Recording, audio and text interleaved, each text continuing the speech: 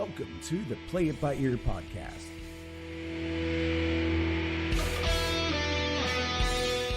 The podcast where the topics may vary because, hey, we play it by ear. And now your hosts, Eric Fiskus, Brady Liming, and Todd Griffin.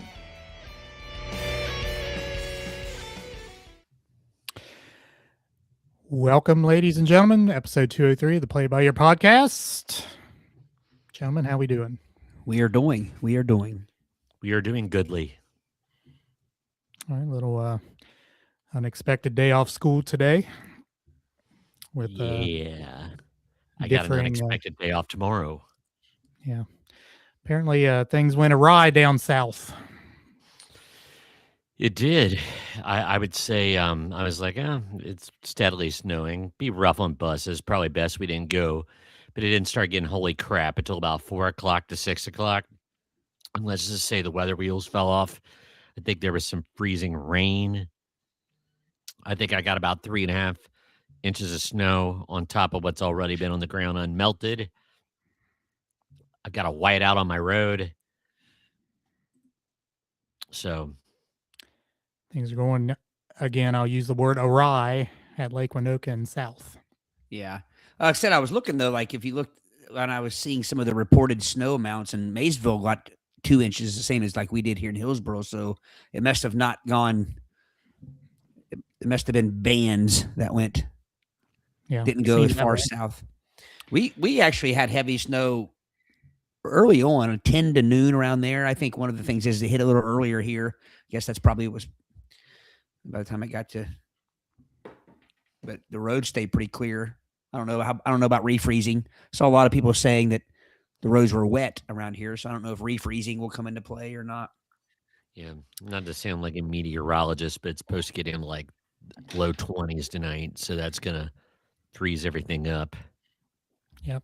Well, I will make a statement because you obviously see things on social media and people are, why did you cancel? Why aren't you canceling? I will say, first of all, I would not want to have to make that decision. No. Oh, man. Not at all. When you singularly are responsible for the safety of hundreds, in some cases over 1,000 people in your one decision, I wouldn't want it. And I guess, people just complain as they will complain. And I mean, complain about things that some people feel are good, complain about things that some people feel are bad. I just don't understand. I mean, I'll just say that. You watched it snow today and the roads were wet, but you have a 2-degree difference in temperature. That could be an awful thing. Oh, yeah.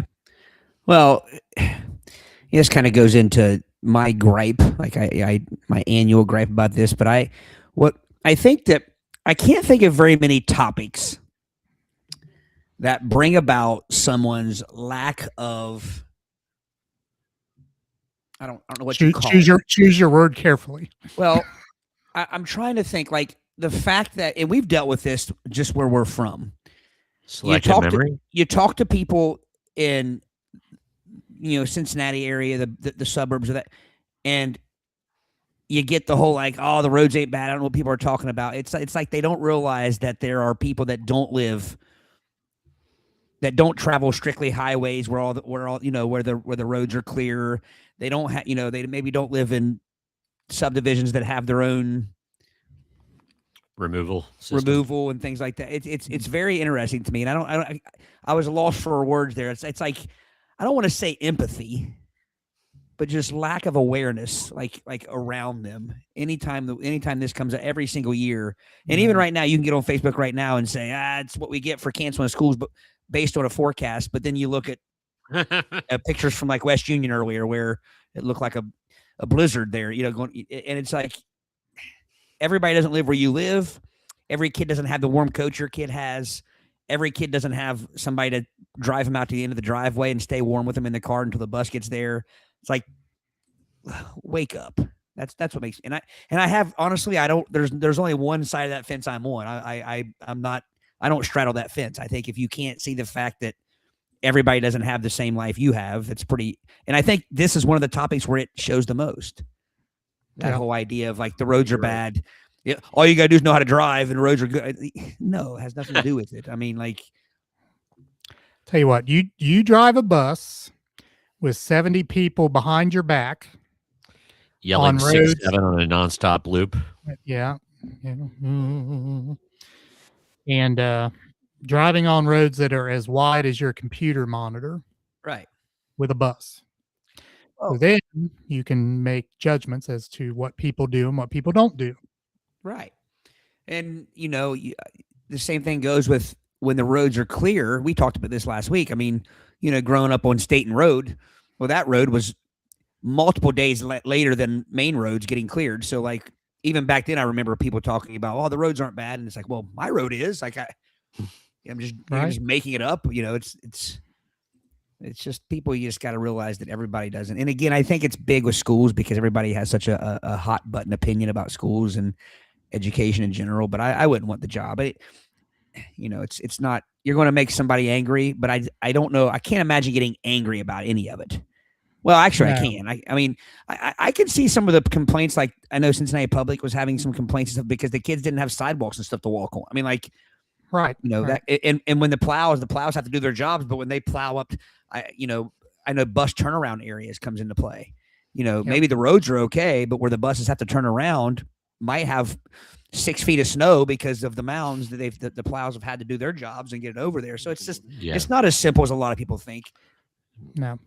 And don't get me wrong. I think we all know, I mean, even though we don't make the decision, we know that there are parents that it puts in difficult situations when they have to find daycare or take a day off work. And I know that those situations come up, but bottom line is, if you're more worried about you having to miss a day of work or having to find daycare than you are somebody's kid, being hurt in a bus wreck or freezing out outside waiting on the bus, then you have some issues. So that's as serious as we get, folks. Yeah. Well, it's a multifaceted issue. And, on the other hand, where we work, and maybe even some cases it's true where we work, that, kids go to school and they get 2 meals a day now. I mean, breakfast when we went to school was unheard of. I wish they would have had breakfast at school. Yeah, I would have eaten breakfast, but we didn't have that. I mean, now we serve breakfast, now we serve lunch because a lot of those kids, that's where they get fed. Right. There's that. And I guess I'm an equal opportunity offender because here I go. On the other hand, teachers have, those, and I will include myself in this, although I feel maybe I have a little bit more of a bigger picture thing going on. But, as far as being out of school and having to report, not having to report, they don't have connection to the real world because most people, Todd, you worked in the real world for a while before you went into education. I have not. But again, I will admit there's a lot of people in this world that have to drive through a lot of things to get to work every day. Oh, yeah.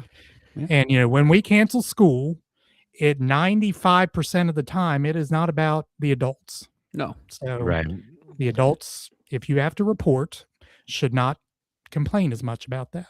I want to throw myself into that because when I was in college, I've mentioned working at the old Camel Snot many times. And there was a time that there was 7 inches of snow that fell, and I had to drive from my house in Sardinia to Eastgate Mall in 7 inches of snow, terrible, and report to the Camel Snot because, there was no such thing as a snow day in Christmas season. Right. Had to hawk those CDs. Well, yeah, I mean, I've, and again, I do straddle the fence on that topic because I do. There are times where I've seen like really, really, really bad roads, and not myself. I'll be honest with you, I've never had to deal with it, but where I've seen like reports on the news and stuff of some schools or teachers have to report, and that does frustrate me a bit because, like, you're basically. The sad thing is, though, I feel like that's being done to appease the public. That's being done because there's going to be somebody saying, "Oh, it must be nice to be a teacher and not have to go in and work." So that decision is being made to appease them. And when you're putting someone's safety, they have a family, they have things too to have to worry about. So yeah, I mean, like if it's a deal where like we've gotten some snow days where it's kind of like today a little bit, really. I mean, here anyway, the forecast was calling for worse. I could have gotten into school like no problem, that kind of thing. So I wouldn't have complained about today. There have been days though where I've seen schools make their teachers report where they have no business driving, and that frustrates me. Yeah. At the very least, it should be if you can get here or whatever. And to be honest with you, like last week, for instance, I mean, I guess it's my own fault, but I couldn't get out of my driveway until Wednesday night. I mean, yeah, so that's another thing too. But yeah, it's never, like you said, it's not so black and white, people. No, it's like the rest of the world is. It's a lot of gray. Mm-hmm. Sometimes it's charcoal gray, sometimes it's ashen gray, but I think most things are gray. Oh yeah. All right, so we need to get out of this seriousness. Let's get to the levity. We would like to welcome Taylor Swift to the room. I saw that. Taylor Swift, the Taylor Swift, in Savannah. Yeah, Taylor Savannah. So, Taylor, maybe you'd like to identify yourself if you are actually Taylor Swift. I don't know. I'm assuming you're not. No pressure. Just shake it off. Right. I see what you did there. All right. Savannah's with us. The historian is with us. My 12 years of school, K-12, and the year Brady failed me. Let's not forget that. Brady failed the historian. Not a single time did we have one snow day. I think your memory is kind of fuzzy, Chris. The historian, do you remember when he is the historian? Yeah, it tore a hole in the corner of my second story classroom, and the water rushed in. I had a mess. There was an ice storm and ripped a hole in the roof. So when we had the one big ice storm, I can't remember, was that over Christmas break or was that, I wasn't teaching yet, so I can't remember exactly. There was one that was over Christmas break. Yeah. Yeah. The one where 2003, I think. Something like that. Something like that. Yeah, and I was I didn't lose power. Every one I knew seemed to have lost power. 5 days, no power. Well, that's odd that you didn't lose power. Oh, well, I was thinking you wouldn't have been living at home in town there. I was going to say, because we lost power on Graham Street. I was going to say, I'm living in the house you bought. Right.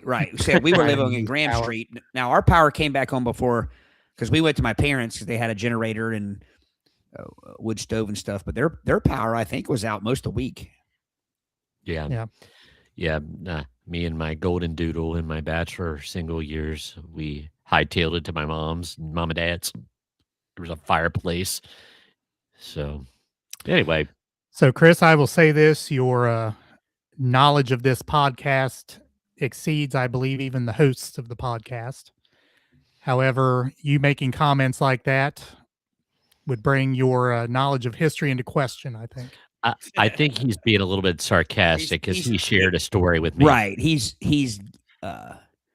tapping into my dander raising. He's trying to get your goat. Yes. Historian, tell you should comment on what Sam said early. His significant other, his better half. So anyway.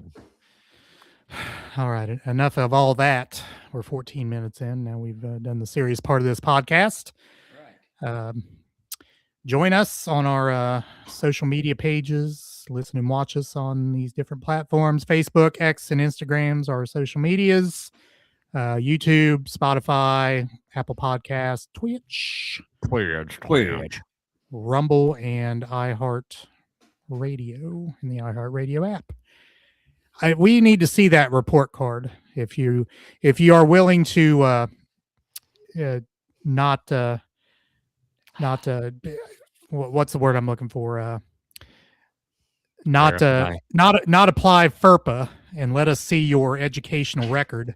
We need to see that report card. I don't know. Is he saying the report card is proof that Brady failed him or proof that he didn't have a snow day? I still don't remember that, but I'm feeling pretty sheepish. Well, it happens. I just realized I can slide my light across the top of my computer and change. I mean, I knew I could do that, but I can change the lighting. Yeah. Bot. Get out of here, bot. All right. So we'll be waiting with bated anticipation, historian. We'll have that report card, and we will just enough time for him to make a dupe report card.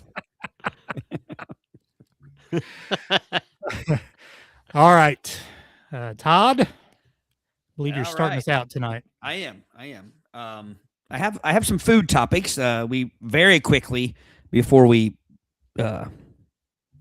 jumped on chose one of those food topics. That means I'll put a few more in my back pocket to save for later. I think it's time for the first bracket of 2026, and I had a couple brackets to choose from. I wish I could have combined them. So maybe we can get creative. Maybe we'll do one tonight, or whenever it's over, one, then the next one, and then maybe Eric, we can take some,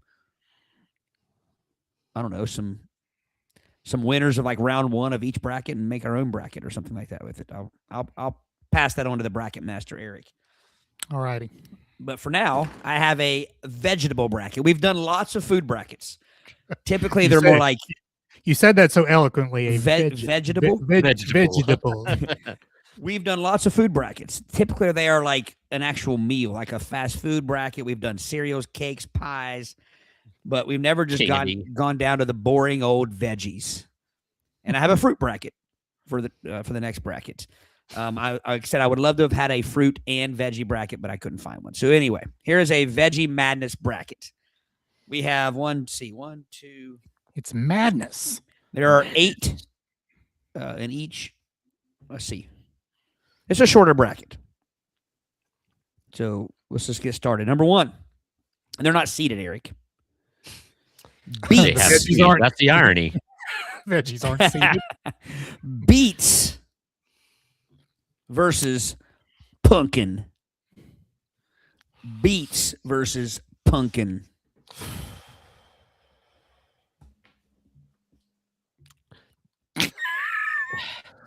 Now, so beet. Go ahead, Todd. I was going to say, I think we have to look at this a couple ways. We have to look at it as if you were just taking a chunk of it and eating it raw, or your favorite way that they're cooked, or what they can be used for. For instance, like pumpkin pie, beet soup. I don't know. Well, Todd, you made that comment. That's the first place my mind went. Is there any situation in which you eat a raw pumpkin? I can't think of one. Not unless you are let's see, what zoo animal were they feeding pumpkins to? Was it the giraffes or something? And hippos. I don't think anything the eats a hippos. raw pumpkin. Yeah.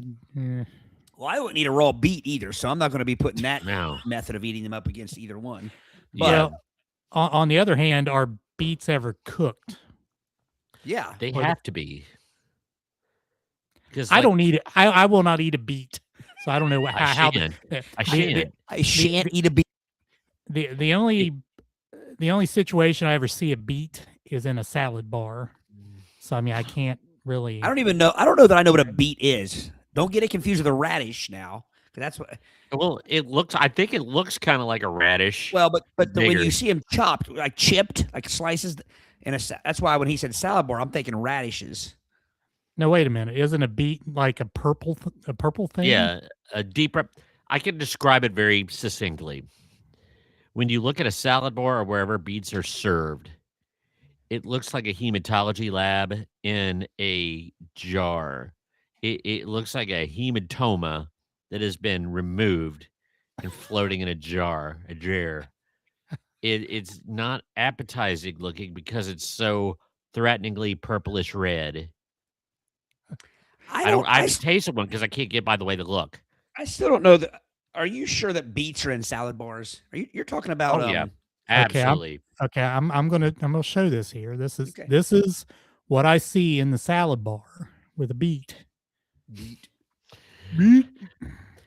That's dark. Kenny, your significant other, your wonderful wife, she just messaged me and I said, yes, that's what I'm seeing. If that ain't a hematoma, I don't know what is. I don't know what that thing is next to it, that orange thing there, but yeah. Kind of looks like pumpkin. See, and the beets I see in the salad bar are like round and chopped. Those are Yeah. that's cranberry salad or whatever, like the things that we have at. No, Well, that's well, how that's always there, I've that's seen there beets. too, but yeah, this look at that. Look at that. Oh, Looks like look at it looks like the inside of a leg wound or something. It's like Something what like are that. those? So what? How would that be right there? Is that candied, like candied beets? Well, Pickled? Are they? Well, Kenny seems to be the beet expert. Kenny, you're are those pickled beets right there? Is that what well, you're talking I about? have questions for Kenny and everything. Like, is it sweet? Is it vegetable-y? Like, if Sweet it says candied beet, you know it's got to be sweet. They're called sugar beets for Pete's sake. But Sugar I don't beets know, for man. Pete's sake. They're good for your urinary tract. I know that. Not if they come out looking like that. But I think it can make you pee different colors. That looks like the inside of a urinary tract right there. That's what lines a urinary tract. if you got that line in your urinary tract, you got issues. You got bigger issues. But yeah, like I said, and it's immature. Yes. Should I be an adult? Yes. But I simply haven't eaten a beet because of the way it looks, and it's based on visuals. That's all I got on that. Sorry. But Well, I do know that beets can be used for like I'm gonna have to ask Celia. I've even heard of people making red velvet cake with like beets. It's a healthier way to make confectionaries. am I misremembering the beets could also be used, ironically enough, as a snow removal or something? Yeah, Something beet about juice. They put beet juice on the roads. yeah, Yeah, no, too ice. disturbing looking. Interesting, Well, interesting. I got to be honest with you, this is an easy one for me. I'm going pumpkin. Oh yeah, pumpkin all the way. Yep, pumpkin. It Pumpkin could all go into day. a pie, which I mean, love. Well, there is no situation where I will eat a beet. I will eat No. pumpkins in certain situations. Right. Yeah. Now, But you know what's weird about go ahead. let's put a caveat on it though. If you had to eat a raw beet versus a raw pumpkin, now this does not affect your vote in the bracket, but Right. if you were given the choice, eat the raw beet or the raw pumpkin. Why do I think a raw pumpkin would just taste like melon of some like a, you know what I mean? Like Yeah. it has the But no- it has the like the pumpkin meat is very similar to melon meat. Meat. But beet meat is much different. There's a cut. There's a cut.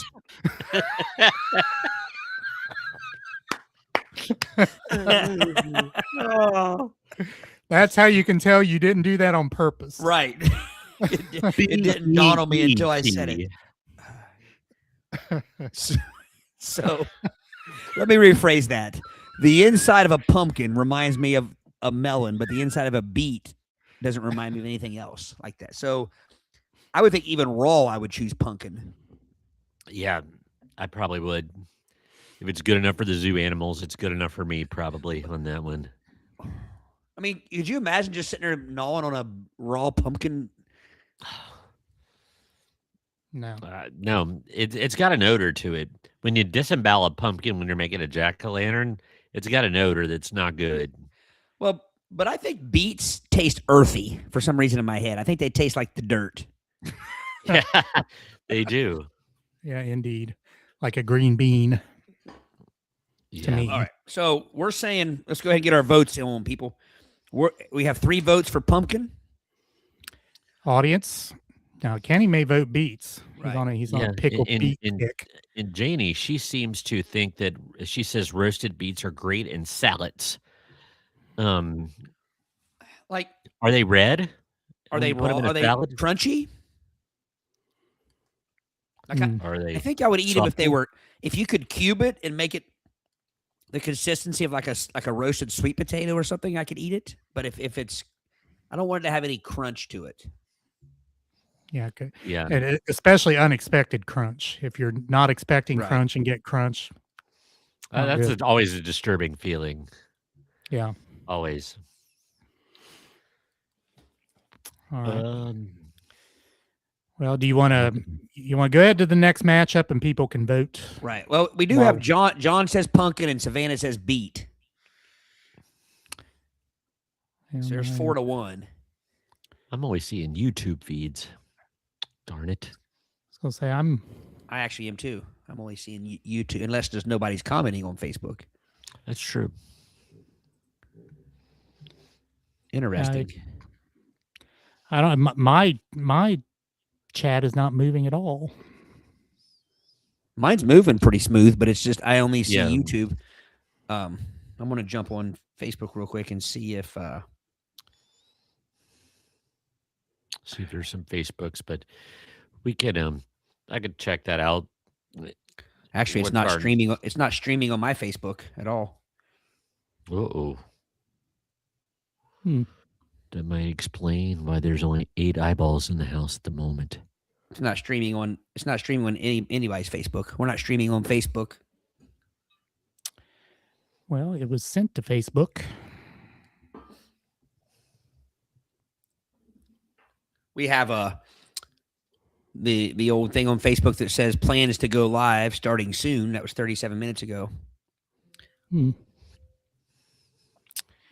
Well, Nuts. guess carry on. I'll Carry try on, to carry on. try to see what I can do about it. If I can do anything about it. All right. Well, so do we want to go ahead and pick one there based on this, and then if we get on Facebook and have Pumpkin. pumpkin, I'm picking pumpkin. Pumpkin. Pumpkin. All right. Golden beets. Golden beets. Next matchup. Now, it says bush beans, but it's just a picture of green beans. Show that beautiful bean footage. So is a baked bean, or sorry, a green bean also called a bush bean? Couldn't tell you. I think Bush is a brand. I'm not sure. I'm sure they make their green beans because that's kind of a grilling food, and Bush seems to be Bush beans. It seems to go in the grilling and the chili in. So why not? Well, Bush is the last name in that case. But Yeah. I'm going to just look up bush beans. Bush beans. How to plant and grow bush beans. So it must be the type of beanery I'm not aware of. I know that it's Booger's favorite bean. Let's see here. Yes, indeed. How to plant and grow bush beans. I mean, I'm gonna do this. Bush beans versus green beans. What does a bush bean look like? I'm gonna look it up right now. It looks just like a green bean. That's what I'm saying. Oh. Like the picture it are all green beans bush beans. The green bean or snap bean is botanically the immature pod of the common bean plant, Phaceolus vulgaris. This single species encompasses a wide range of cultivars grown globally for their tender edible pods. Because the term green bean refers to the part of the plant that is consumed, it has led to confusion with other classifications such as bush beans, pole beans, and string beans. So it's the same thing. It's all the same thing. Okay. The only thing I'm seeing is bush beans. The plant is closer to the ground than a green bean. So it depends if you want to lean over more and pick it up or not. Well, how to tell the difference between bush beans and pole beans? I've never heard snap beans before. I think snap beans and green beans are the same thing. It's just synonymous when grandma had to snap the ends off of them to throw them in a can. So I think it's based on the sound that they make when they can them. Well, this says Green beans grow in two styles: bush and pole.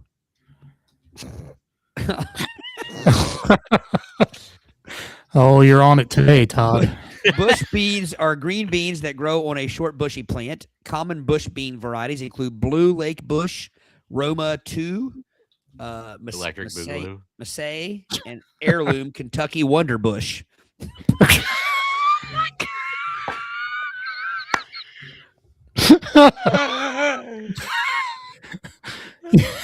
Oh my! I'm starting to feel like somebody's pranking me here. Yeah. Now, pole beans, Pure gold. also known as runner beans, are green beans that grow tall on climbing vines. Common pole bean varieties include Kentucky Blue, Blue Lake Pole, Scarlet Runner, and Heirloom Kentucky Wonder Pole.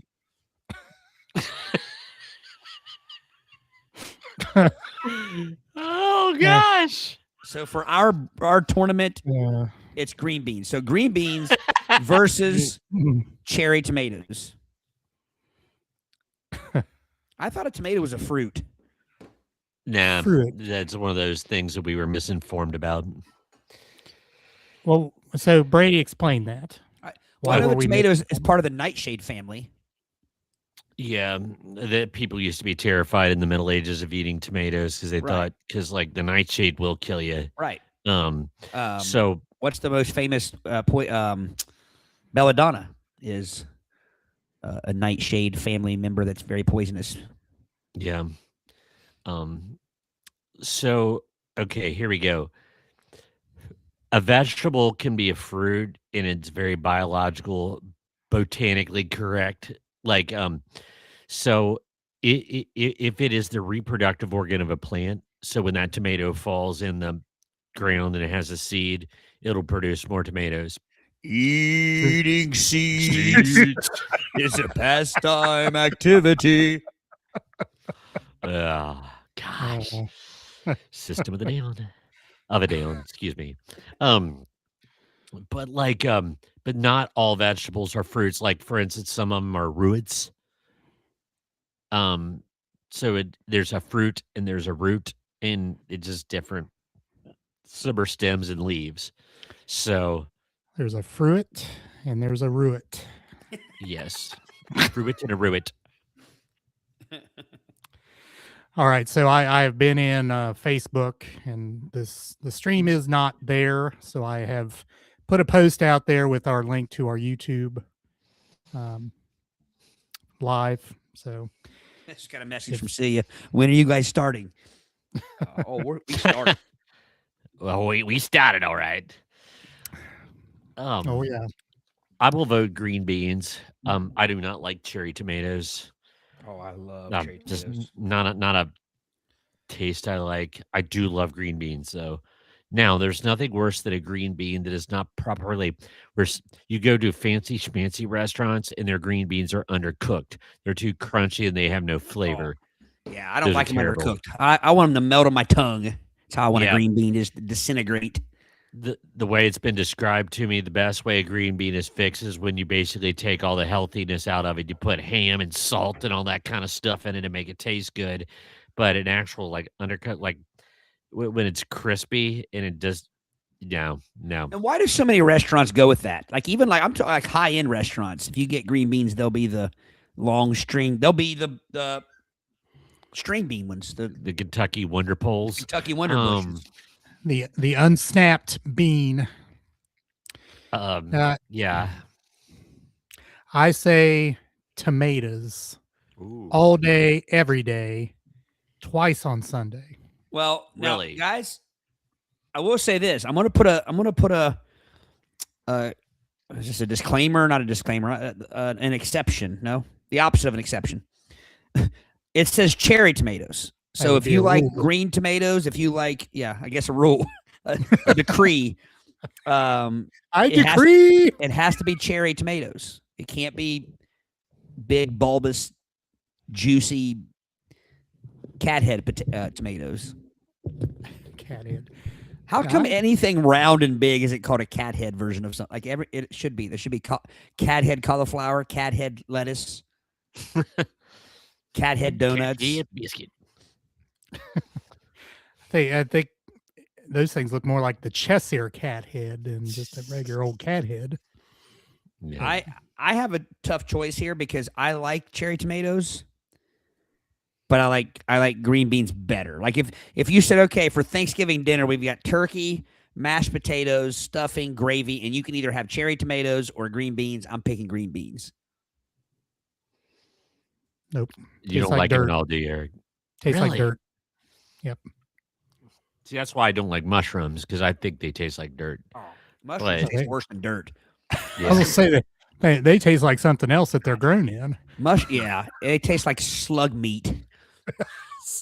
Like what? Like slug meat. Like I guarantee you, if I put a nasty ass slug from the sidewalk in one hand and a mushroom in the other, and blindfolded you and put the same seasoning on them, you couldn't taste a difference between them, and you couldn't tell a difference between them on your tongue either.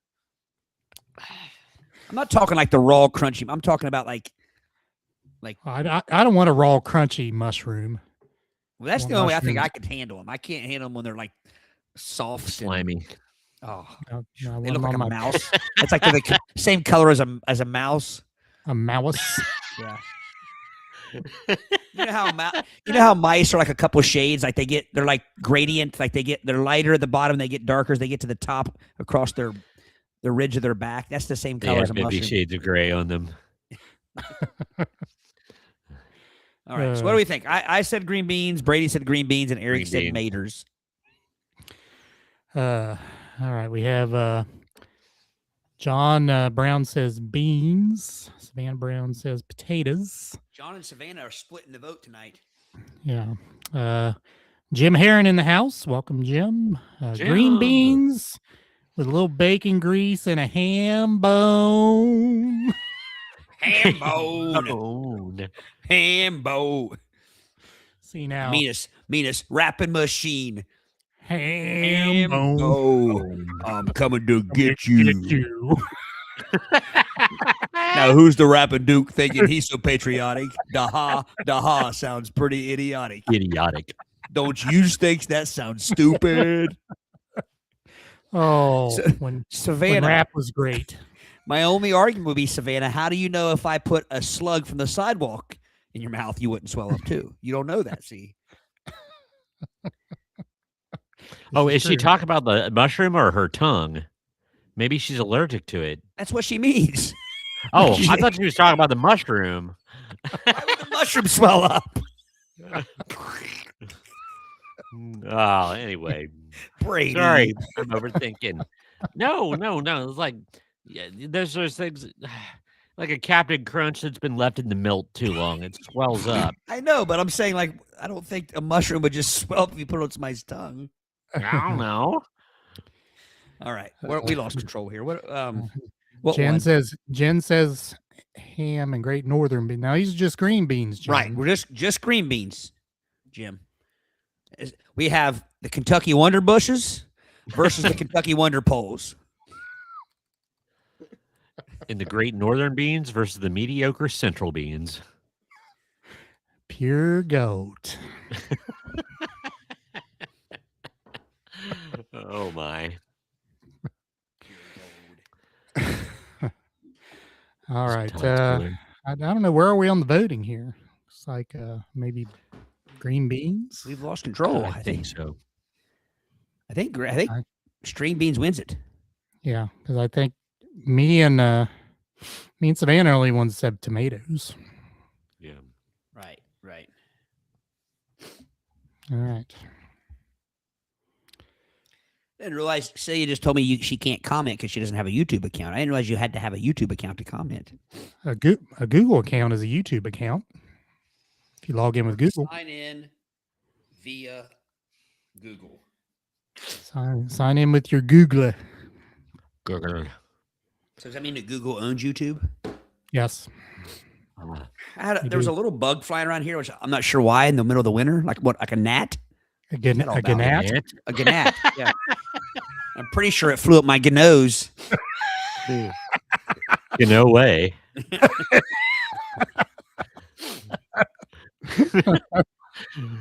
Oh. Or juvenile. Next up, we have sugar snap peas. Kentucky I don't Wonder care. Bush sugar snap peas. Are you making that up? I made that up, yes. Okay. Because, the other ones were called snap beans.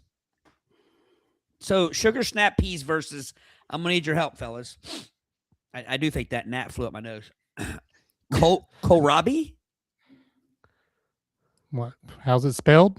Kohl, which I would pronounce coal. Rabi, which I would pronounce Robbie. Kohlrabi. Kohlrabi. Kohlrabi. Karabi. It looks like a white beet. like a greenish white beet.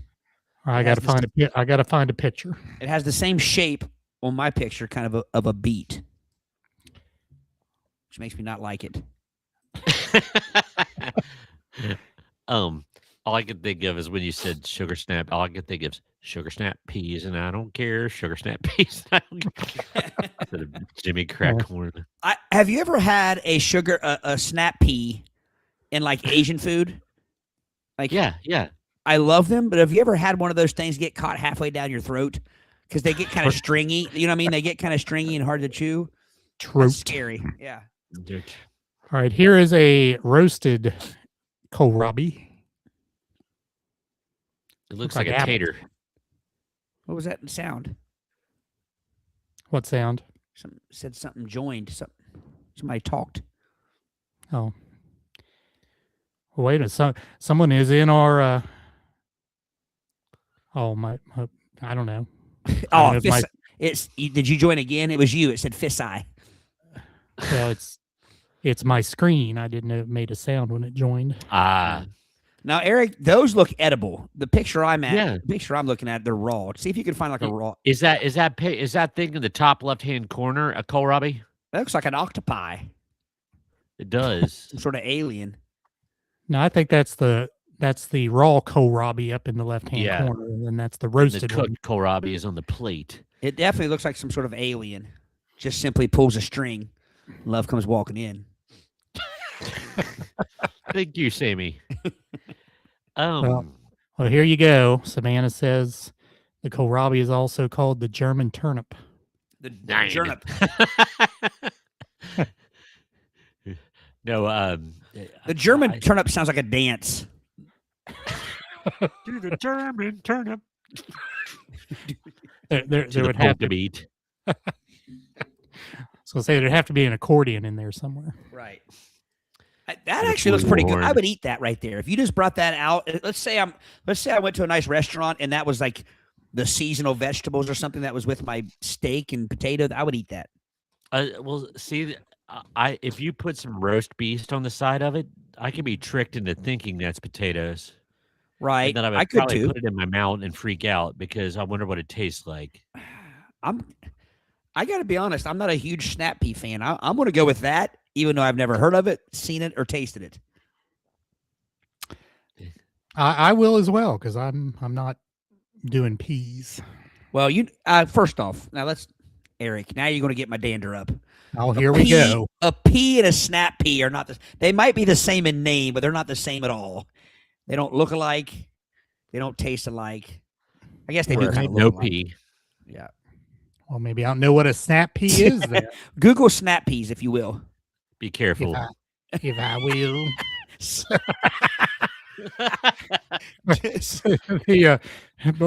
The big Kentucky bush snap Yeah, pea. do not Google Kentucky Wonder Bush. And snappy in the same sentence. I bet the picture will be from the 70s if you do. Oh, But man. now raw they do look kind of. I guess I can see what you're saying, but trust me, they're not the same because I can't hardly put a pea in my mouth, but I can eat a snap pea, like as part of like an Asian cuisine or something. Yeah. Aren't they the same as the little peas inside, or just? No, they're not. Yep. Like I said, I know what a Snoopy is, but I've seen these, but I don't think I've ever had them. A garden pea. Somebody help me out here that knows about peas, but like those, when you eat a snap pea is the whole thing typically. It's like that whole thing will be in the salad or but peas are like the little round mushy things. Okay, there's a garden pea, Right. That's right. which looks very similar to a snap pea. Maybe snap peas just mean you It's- leave the except- shell, That's what I'm thinking. but they you don't just taste take, alike. the garden pea. You just take the sheath off and dump the little peas out. Do you see just what it skin says her back. under garden pea? What? It says Skin it. garden pea, sugar snap. Right. There you go. Same thing. All Don't right, like it. Hang on a minute. But I don't like peas, so Well, then you just like you just like the skin, I guess. snap pea, snap peas versus regular peas. Here we go. Just All like right. the uncut pea. Are you Are you guys ready? Yeah. Snap peas, also known as sugar snap peas, have edible pods that are sweet and crunchy. That's the kind I can eat. While regular peas, often called garden or English peas, have inedible pods and must be shelled before eating. So there you go. There's the difference. Well, that says garden pea sugar snap. Right. But it's not a snap pea. So But basically, you just said in your definition the sugar snap is also called the snap pea. right. Well, but I think it's one of those things where, just like the whole bush beans, I think it's a categorical issue. Yeah. I just know that the peas you see, like the Brady Bunch eating along with their meat and potatoes, taste nothing like a snap pea. Yeah. Snap peas are crunchy and sweet. Regular peas are mushy and round and gross. I But don't that's like 'em. interesting that you can't eat the shell of the pod of a ground pea or an English pea. I ain't eating the shell of any of them. So, So it's fine. snap peas also, it says, plump round pods, typically 2 to 3 inches long, flavor sweet and crunchy, can be eaten raw or cooked, popular in stir fries. That's where I have it most of the time, is a stir fry. Regular peas, only the peas inside the pod are edible. Pods are discarded. Firm, rounded pods, about 3 to 4 inches long. Sweet when cooked, starchy when eaten raw. Used commonly in soups, stews, and as a side dish. Must be shelled before eating. Good in fiber. Fiber. All right, so I'm going kohlrabi. kohlrabi. So Savannah kind of gave a little explanation as to the taste. Snap pea has a sweet, mild, slightly peppery taste. Mm-hmm. And she, as you said in your definition, entire vegetable is edible, including the stems and the leaves. I think she might be talking about the kohlrabi. Yes, she's Oh. talking about the kohlrabi. Oh, Yeah. got Kohlrabi, it. yeah. Okay, got it. Say you had a good point. She just texted me because she can't comment. She said another difference is that peas, the regular peas, get smushy when you cook them, to where snap peas don't get smushy when you cook them. They stay kind of crunchy and hibachi and stir fry and stuff. That's why I don't think I like peas. I can deal with a pea and vegetable soup if it's got a snap, a pop to it, like a crunch, like a piece of corn. The same Okay. texture, actually. I don't mind that. I think I know what did me in on peas, Brady. I think maybe. Oh, can I read your mind? Sure, go ahead. The great maggotry incident of third grade. Yes. Maggotry? Maggotry. When one of our classmates in their infinite wisdom decided to save some peas from lunch and put them in a baggie and put them in his desk for later. Who knows? I don't know. But it was on a Friday. We came back Monday and there was maggots all over our room. We had to spray down for actual maggots. And there was a mashed pea bag in the desk. Yes. So, Eric, when you eat vegetable soup, do you pick out the peas? No. I can handle peas if they're in things. Well, and it's because I think when you make vegetable soup, I mean, not that I make it, I sound like an expert. I've never made it, but I've noticed that corn and peas are indistinguishable almost in vegetable soup. Like they have the same crunch, they have the same, texture. Everything's kind of the same about them. They even kind of taste the same. Yeah, because they absorb the seasonings and the broth, and yeah, I could go along with that. All right. So what's the vote here? I'm going kohlrabi. Kohlrabi. Funky kohlrabi. Funky kohlrabi.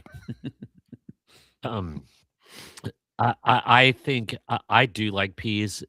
the English peas. I've always liked peas. I'm okay with that. So I'm going to lean a pea because I've never had a kohlrabi. I know what Eric's answer is. I already said kohlrabi. Yeah. Did we get audience vote? I'm going to have to go. I bet our audience is going to go heavy on the peas because I just get the feeling kohlrabi is in everybody's pantry. Yeah. If you have one of our numbers, you can text us to vote as well, since we're not on Facebook. Indeed.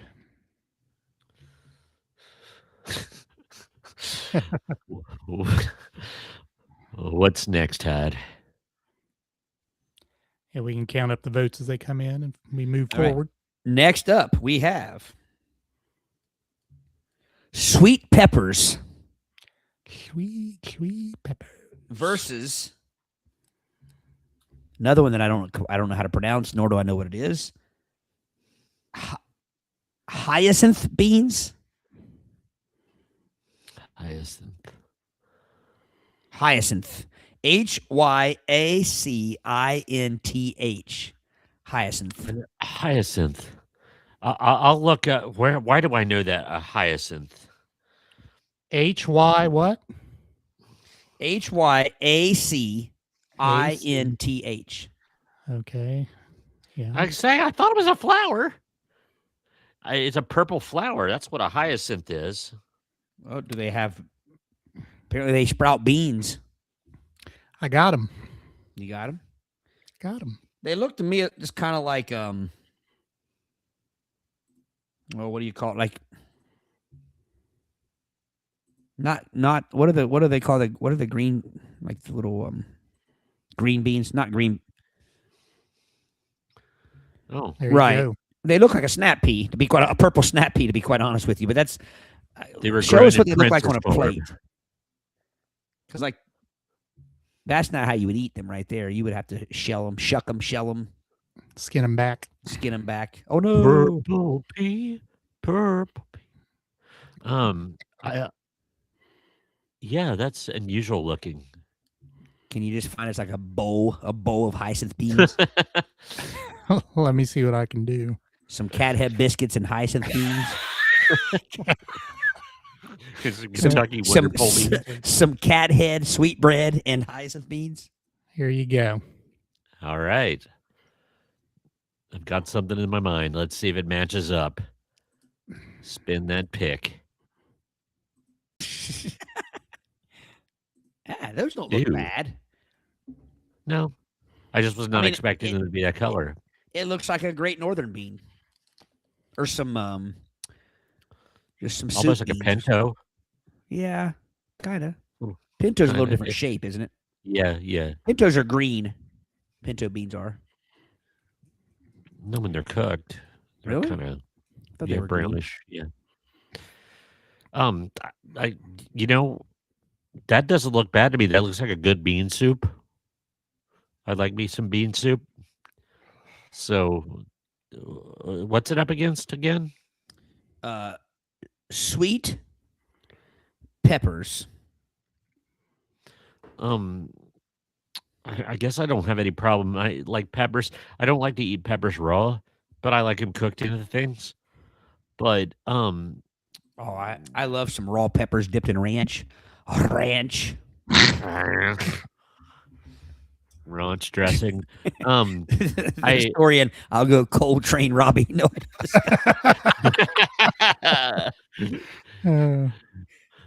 is that Margot's uncle? All right. So I have a question about the sweet pepper, and I'm trying to look it up here. So sweet peppers, I did not know. I mean, they come in all different colors. But yeah, it's like the bell peppers, like the red and orange and yellow ones. Green ones. Yeah, there. Yeah, that's a sweet. Oh yeah. I like those cooked into things. I do. I like them raw, dipped in ranch. I mean, it's really Yeah. good. Now, I don't know the difference between those that are like kind of skinny and cylindrical versus the ones that are like more bulbous Squat. and grooved. Yeah. Um, I like I said, those aren't bad. I do know what they are and what they taste like, but I'm not gonna lie, like I said, that bean soup looked good on a cold day. I like me some bean soup with some cornbreads. Some cat head cornbread. Yeah. Well, Savannah has given us some insight on the hyacinth bean. Let me get this comment up there. Hyacinth bean is the mature beans have to be soaked and boiled twice, changing the water because they're toxic if not properly Jeez, prepared. twice. That Twice. seems like hyacinth beans would be served with fugu, the puffer fish, because they're just both needlessly dangerous if you do something wrong. It just seems like a danger meal. But I wonder what they Savannah, have you eaten them or just I did I'm just curious. I wonder if they taste like, bean soup. I don't know. I don't Well, know. I don't generally like a bean. Yeah. No You bean? are not. No. Really? I mean, I can eat beans in things. Chili, yeah, good. Vegetable soup. I will not eat a bean soup with beans being the only part of it. Yeah, and the thought that a bean could kill me, definitely ain't eating that. So Yeah. It's okay. I'm going to be 12 years old here. So where some people get the vapors from eating, does it become toxic then? Do you become like a human bioweapon? Just raises so many questions. But so you just send someone up a plate full of hyacinth beans and put a gas mask on them and send them into a room.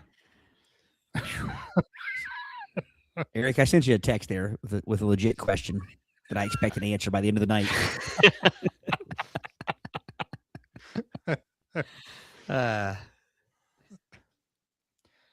The show within the show. yeah, the historian says he's eating beans. If I'm eating beans, he's commenting on its digestive distress, intestinal distress it causes him.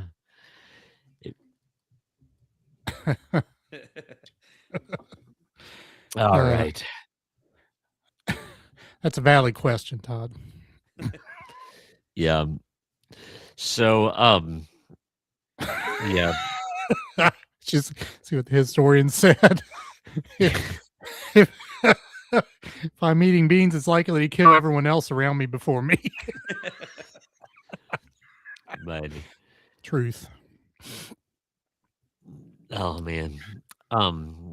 I firmly believe that's why they no longer serve baked beans in middle school lunches. Because we used to have baked beans all the time. We have baked beans at Hillsborough. That's elementary, so maybe that's the difference. Yeah. Well, they can light it up. Something about an age that where those kick in, like no, they can light it up too. I'm telling you. All right, what's next on the list? Did we vote? I feel like I'm getting an education. Did we vote? Oh, I think. Well, I've changed my vote. I apologize. Once I found out that it could be toxic, even though it looks delicious, I'm going to stick with the known quantity, and I'm going to go sweet peppers. I don't like raw peppers. I mean, I can eat a cook like in a Mexican dish. You got the cooked peppers in a fajita. I can do that.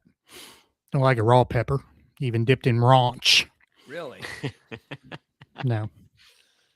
All right, I'm going peppers. But I will not eat the beans. So yes, I'm going peppers. What did Brady go with? Peppers. So we have three peppers here. Yeah, three peppers. 2 peppers for Savannah and John. I think peppers is taking it. Yeah. We have Janie some votes on the Yeah. Janie put a vote in for peas. Celia did as well. Are we ready to call it? Because we can be called. Let's see. Well, the three, Eric, you and I picked kohlrabi. Correct. Brady, what'd you pick? I picked peas because I Kohlrabi? like peas. Okay. So 3 peas to 2. And well, actually, the historian picked kohlrabi. Yeah. What did Savannah? I'm looking up here to see. Savannah and John, did you vote on the peas versus kohlrabi? Snap peas versus kohlrabi?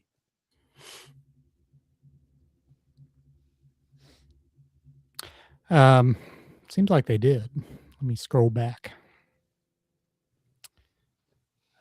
Getting my 2-hour delay call, which I'm happy about. I was just wondering about that.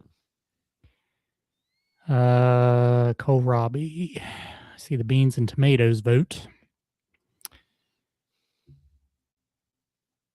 Savannah's told us about the German turnip. I'm not sure if she voted. Oh, they said peas. Both of them peas. So peas wins. Oh, peas Wow. wins.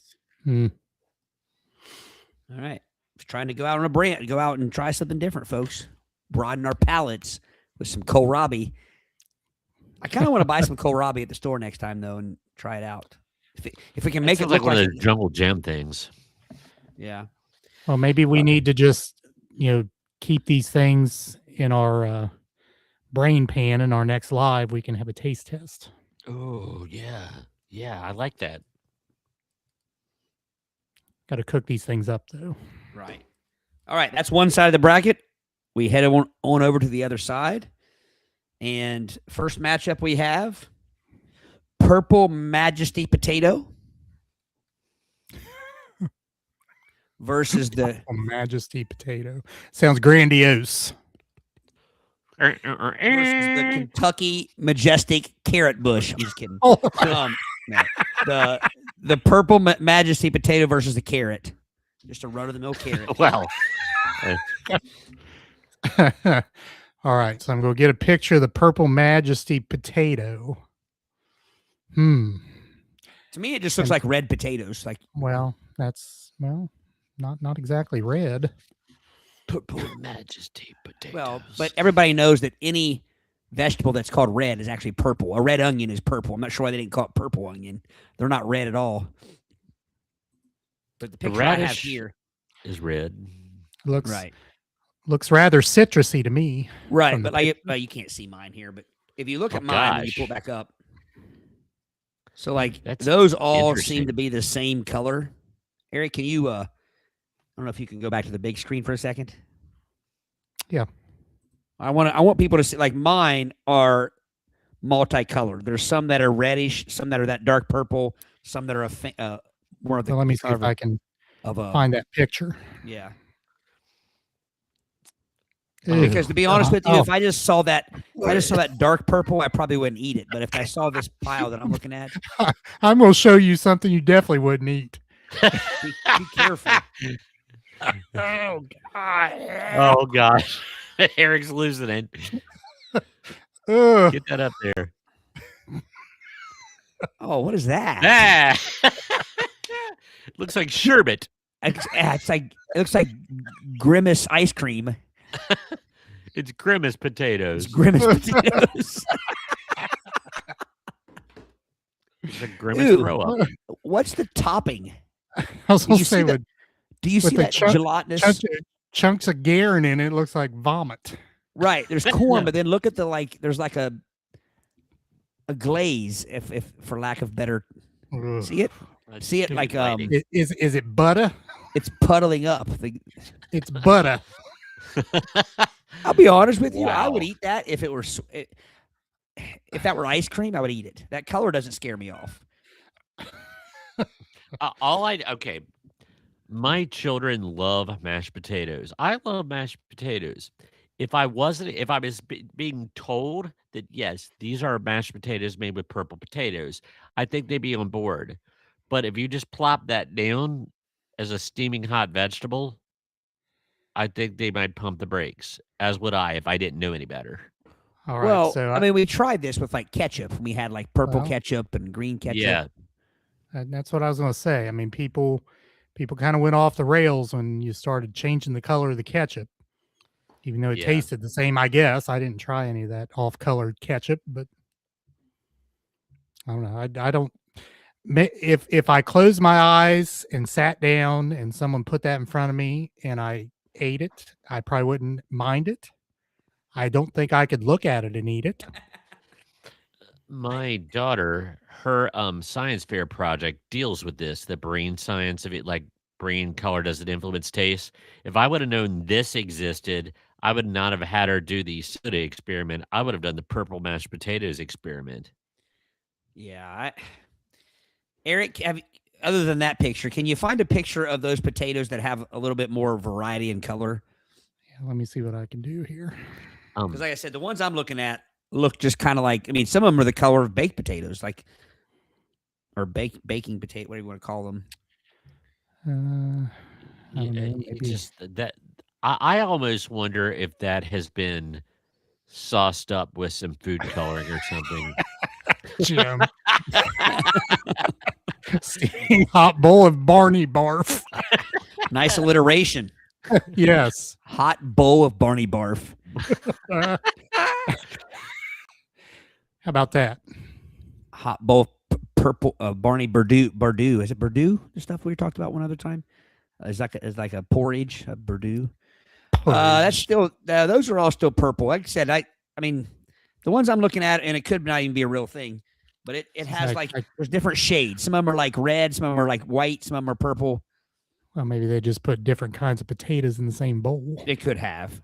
Because I mean, honestly, find anything that's not purple. If it tastes like, I mean, most potatoes taste the same. Yeah. I know that the Incas, they were like big into like Peruvian potatoes would come in multiple different colors. So I guess it doesn't surprise me that there'd be purple potatoes. The problem with them was on the outside. Like, I'm going to send you guys a picture here real quick. Now, if you want to get into alliteration and you want to do something at home, planting purple Majesty potatoes. Yep. So I'm going to send you guys a picture. Well, shoot. No, I'm not. Anyway, I think they look better on the inside than the outside. The inside is a really nice, deep purple, but the outside looks, again, kind of like a mouse. They're kind of grayish on the outside. A mouse. I don't love carrots. I like a good, I mean, sometimes if they're done right, like Bob Evans has really good carrots. Like, but I don't like a raw carrot that well. Yeah, a cooked carrot is fine. A cooked carrot. Love a cooked carrot in a roast. Oh, I love a cooked carrot in a roast, and I love a cooked carrot when it's got some sweetness to it. Mm-hmm. They're done. Raw carrots have a aftertaste. There's my standard. It's not the bite. It's what comes slightly after, hence aftertaste. But anyway, it just like kind of a morning mouth taste I don't love. Right. And also, I mean, they're not easy to eat. There's that gnat. Maybe it didn't fly at my nose. Why is there a gnat out in the middle of January or February, whenever it is? Because it's not out. It's in your house. True. All right. What are we saying, folks? I'm saying carrots. We have 2 carrot votes up there. Carrots. I'll go purple taters. Purple. I'll try them. Yep. 2, 3, 5, 4 carrots, 1 potato. What says you? Let's see. Jim's on there. Janie. We got a pepper vote from Janie too. Yeah, Pepper's already won that one. Yeah. Yeah, ranch does help, Savannah. But I find that I think of all the vegetables, carrots. All of the vegetables that are helped by ranch, carrots are helped the least. That's true. Yeah. Yeah, I can eat a raw carrot with ranch on it, but you're right.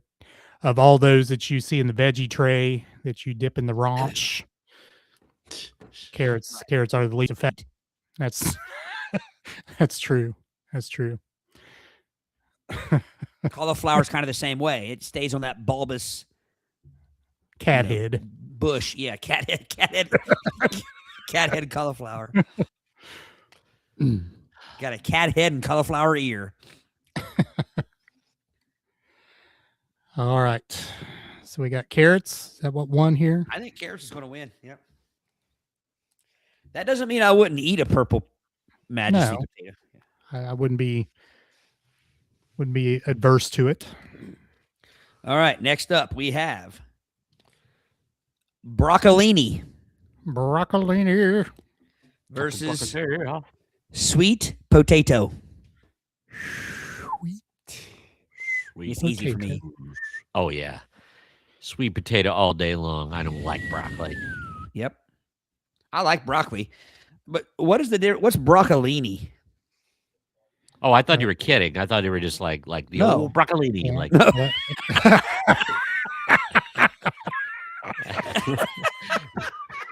I thought you were just juicing it up.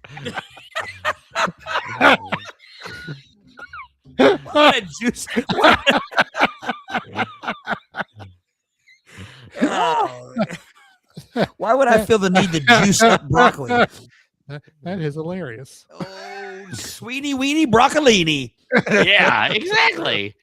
The things we do when we're bored. You know. No, broccolini is a real thing. Yeah, it's just basically long, thin broccoli. Really, I mean, It's the Wasn't that a Kentucky blues Wonder song Bush, about long thin broccoli? Kentucky Wonder Bush broccoli, and there's Kentucky Wonder Pole broccoli. Here we go. It almost looks like an asparagus. Here's the problem with that broccoli. Broccoli with a short bush and a long stem.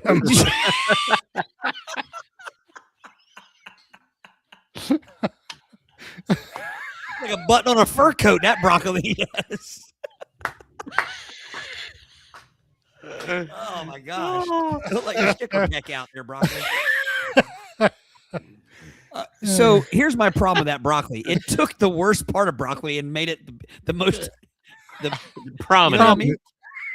Like everybody likes the bush part of the broccoli better than the stem part. So why make the stem bigger? How about make the bush bigger? Well, the stem is not as girthy on the broccoli. Still, though, I guarantee you, here's how I would eat that broccoli. I would end up taking several bites and spitting the stem part out. Just like if you ever get asparagus that's not done enough and you have to keep spitting it out because it's too chewy. That's what would happen there. I cuss, you cuss, we all cuss for asparagus. You could dip that broccoli in ranch from across the table. Long range broccoli dipping. Oh man, broccolini. So Savannah says broccolini is a hybrid. It's a cross between kale and broccoli. Oh. Interesting. Yeah. Why? Why are we doing that? Why don't we do that with other? Why is there Why not? not? Why? Yeah. Yeah. As far as sweet potatoes go, I can only eat a sweet potato in a certain presentation, and that would be fries.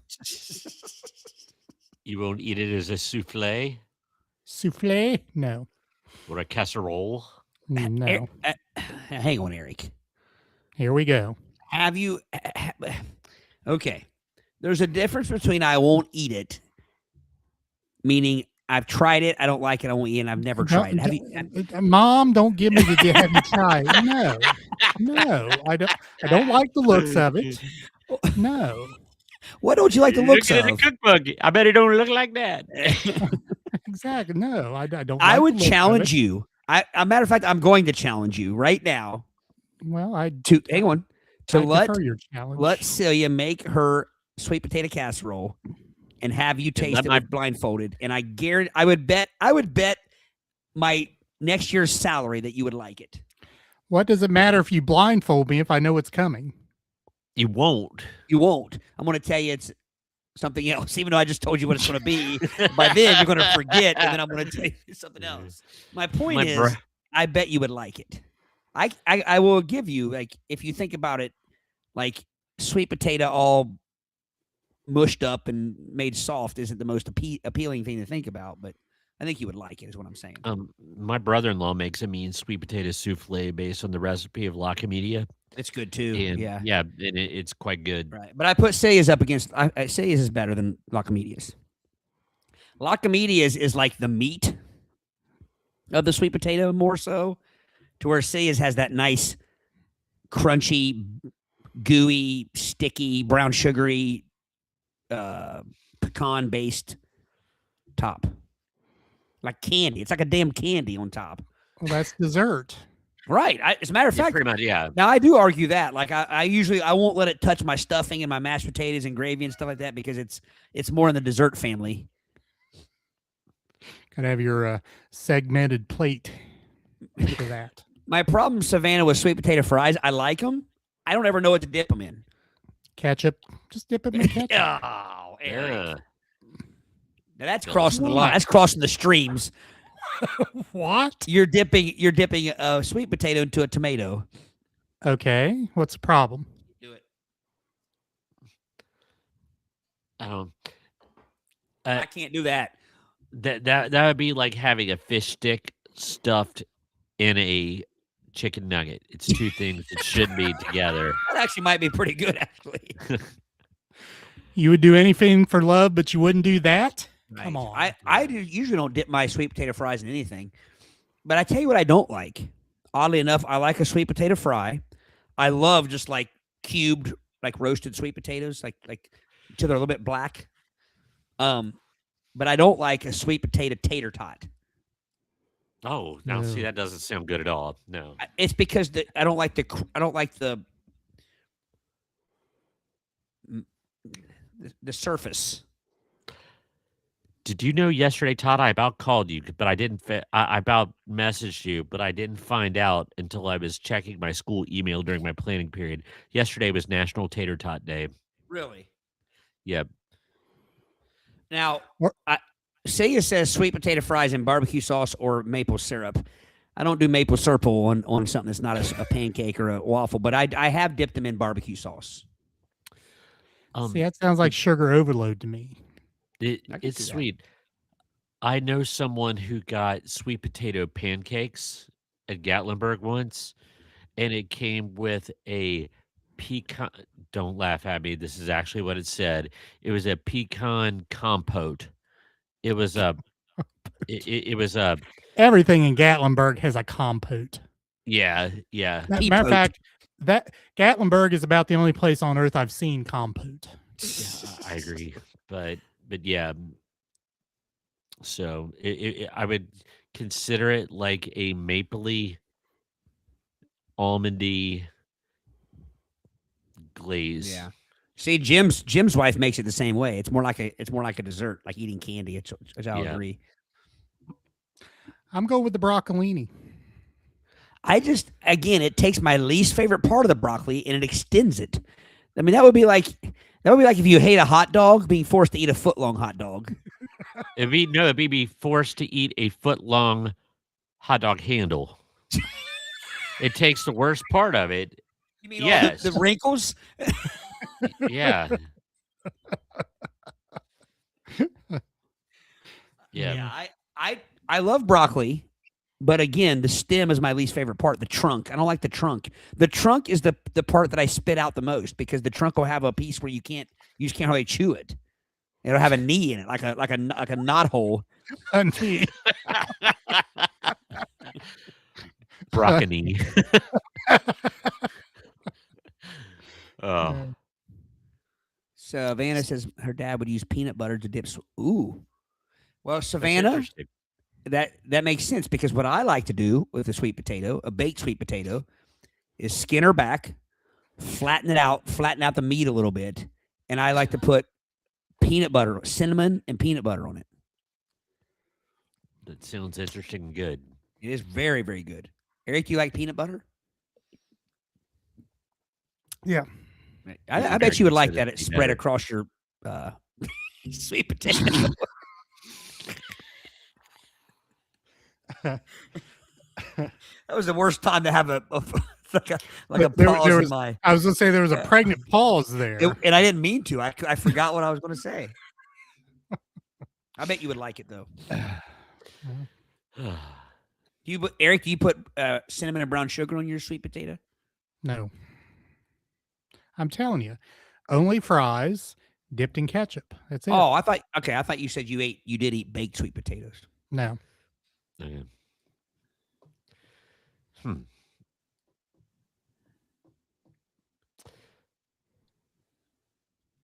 Everybody froze. There they are. You guys all right, paused so at once. I thought I I'm lost sorry, my I was feed. looking. So the matchup, just to remind everybody, is that broccolini, the minute bowl of broccoli spears, if you will, uh, or the bowl, his son. What is that all about? Eric, that would have been like you naming Fiscus Fiscus.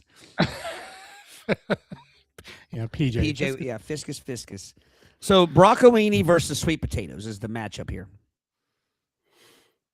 I say broccolini, but I'll probably be the only one. But Yeah. Yeah, I'm definitely sweet tater. Jim had a good point earlier. You put some nice cheese sauce on that broccolini. That's good stuff. I like broccoli casserole. So you would eat the stem with cheese sauce on it? Oh yeah. It's not. Let me clarify. It's not the stem. It's not that the taste of the stem bothers me. It's just usually that's where you're going to run into trouble. The stem is where you're going to find a piece that you just can't finish. The road gets rough. But anytime I order broccoli, Celia and I both, like if we order broccoli somewhere, we ask for it well done. I didn't know sweet potato casserole at La Comedia was such a legendary thing. Oh, they're known. I think people don't even watch the play; they just go for that. Yeah, but like I said, it is a little more of a souffle to where like Celia's and sounds like Jim's wife. I mean, it's more of a casserole with a kind of the crunchy goodness. Theirs has a sprinkle of crunch powdery stuff on top of it. But it's mostly souffle. It's like puree. It's like pumpkin puree. Ugh. Yeah, it's like pumpkin pie without a crust, maybe with some different. Yeah, maybe a little fluffier. Filling. Yeah, a little fluffier. yeah. Like, I mean, it's one of those deals where when I get old and don't have teeth, I mean, I can live off that. Yeah, So, like my food. I'm gonna have to. food. Oh, So, Lydia's sweet potato casserole. How long has she been doing this? So Lydia's Jane, does she cooking put the nice layer of crunchy, ooey gooey pecan goodness on top of hers as well? Gooey pecan goodness.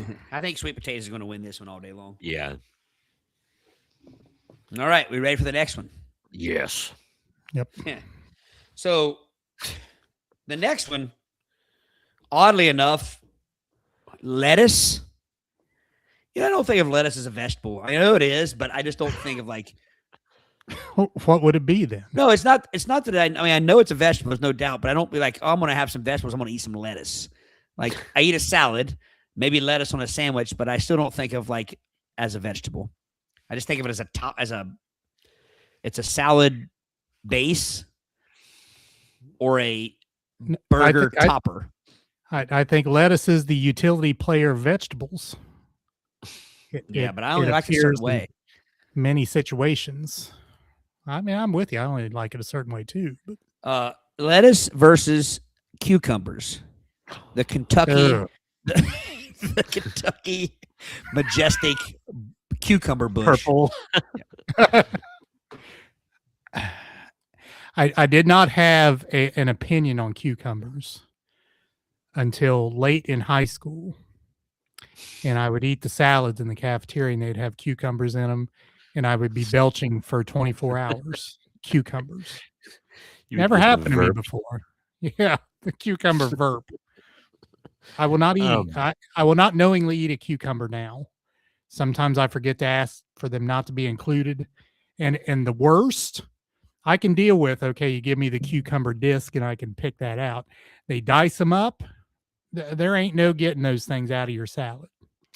Do you know that Outback Steakhouse has like what? Think of like where you could get lemon water. You could get chilled cucumber water. Oh, I've heard of it. Sounds repugnant to me, but yeah, it's the only thing my dad wouldn't eat. My dad would eat gizzard carcass fricassee, but he would not touch a cucumber. So what was his deal with them? I don't know if it gave him the intestinal distress, indigestion, he just flat out just didn't like it.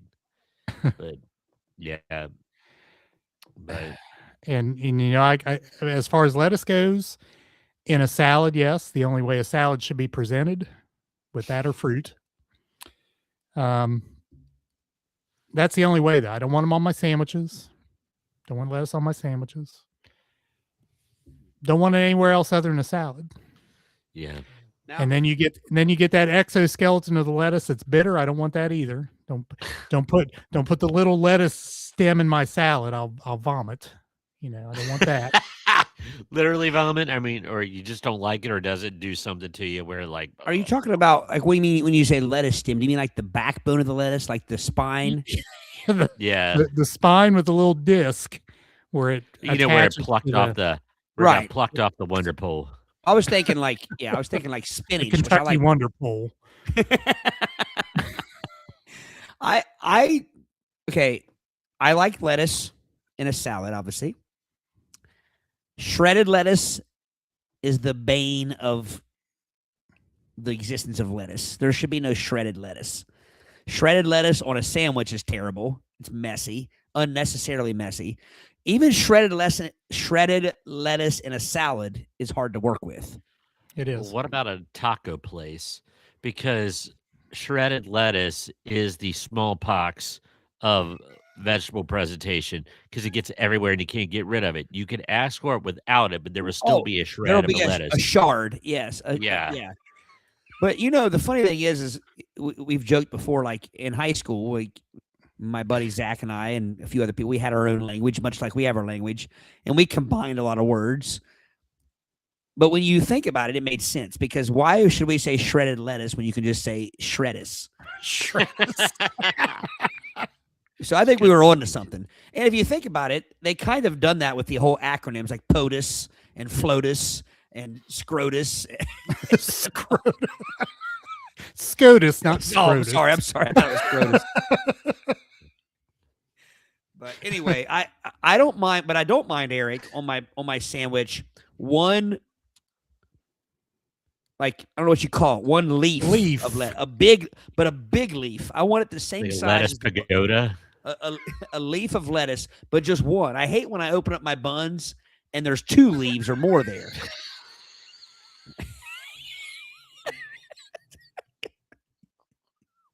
You guys aren't right tonight. You guys are. We're not right.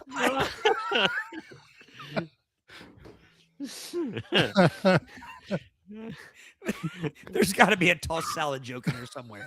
But no, but I'm very picky about my lettuce. And a lot of times what I will do, okay, it's like this. If I order a burger and I want tomato on it, I want 1 slice. If you put 2 slices, I'm kicking 1 out. If you put more than 1 leaf of lettuce, I'm kicking it out. Because all it does is make for a slippery grip. And the bun slips off. Right, a slippery when you grip. Nobody bite wants a into it. slippery, grippy burger. No. Oh. So because I could tolerate if some lettuce gets. I don't love it. It just doesn't. I think my big deal with lettuce when I was a youth learning to eat things, I think the lettuce just got wilty when I had it the first few times, which caused me not to like it. Wilty lettuce sucks. Yeah, that does And suck. I think that's what turned me off of lettuce. But I know what everybody's going to say, but cabbage and lettuce are interchangeable to me.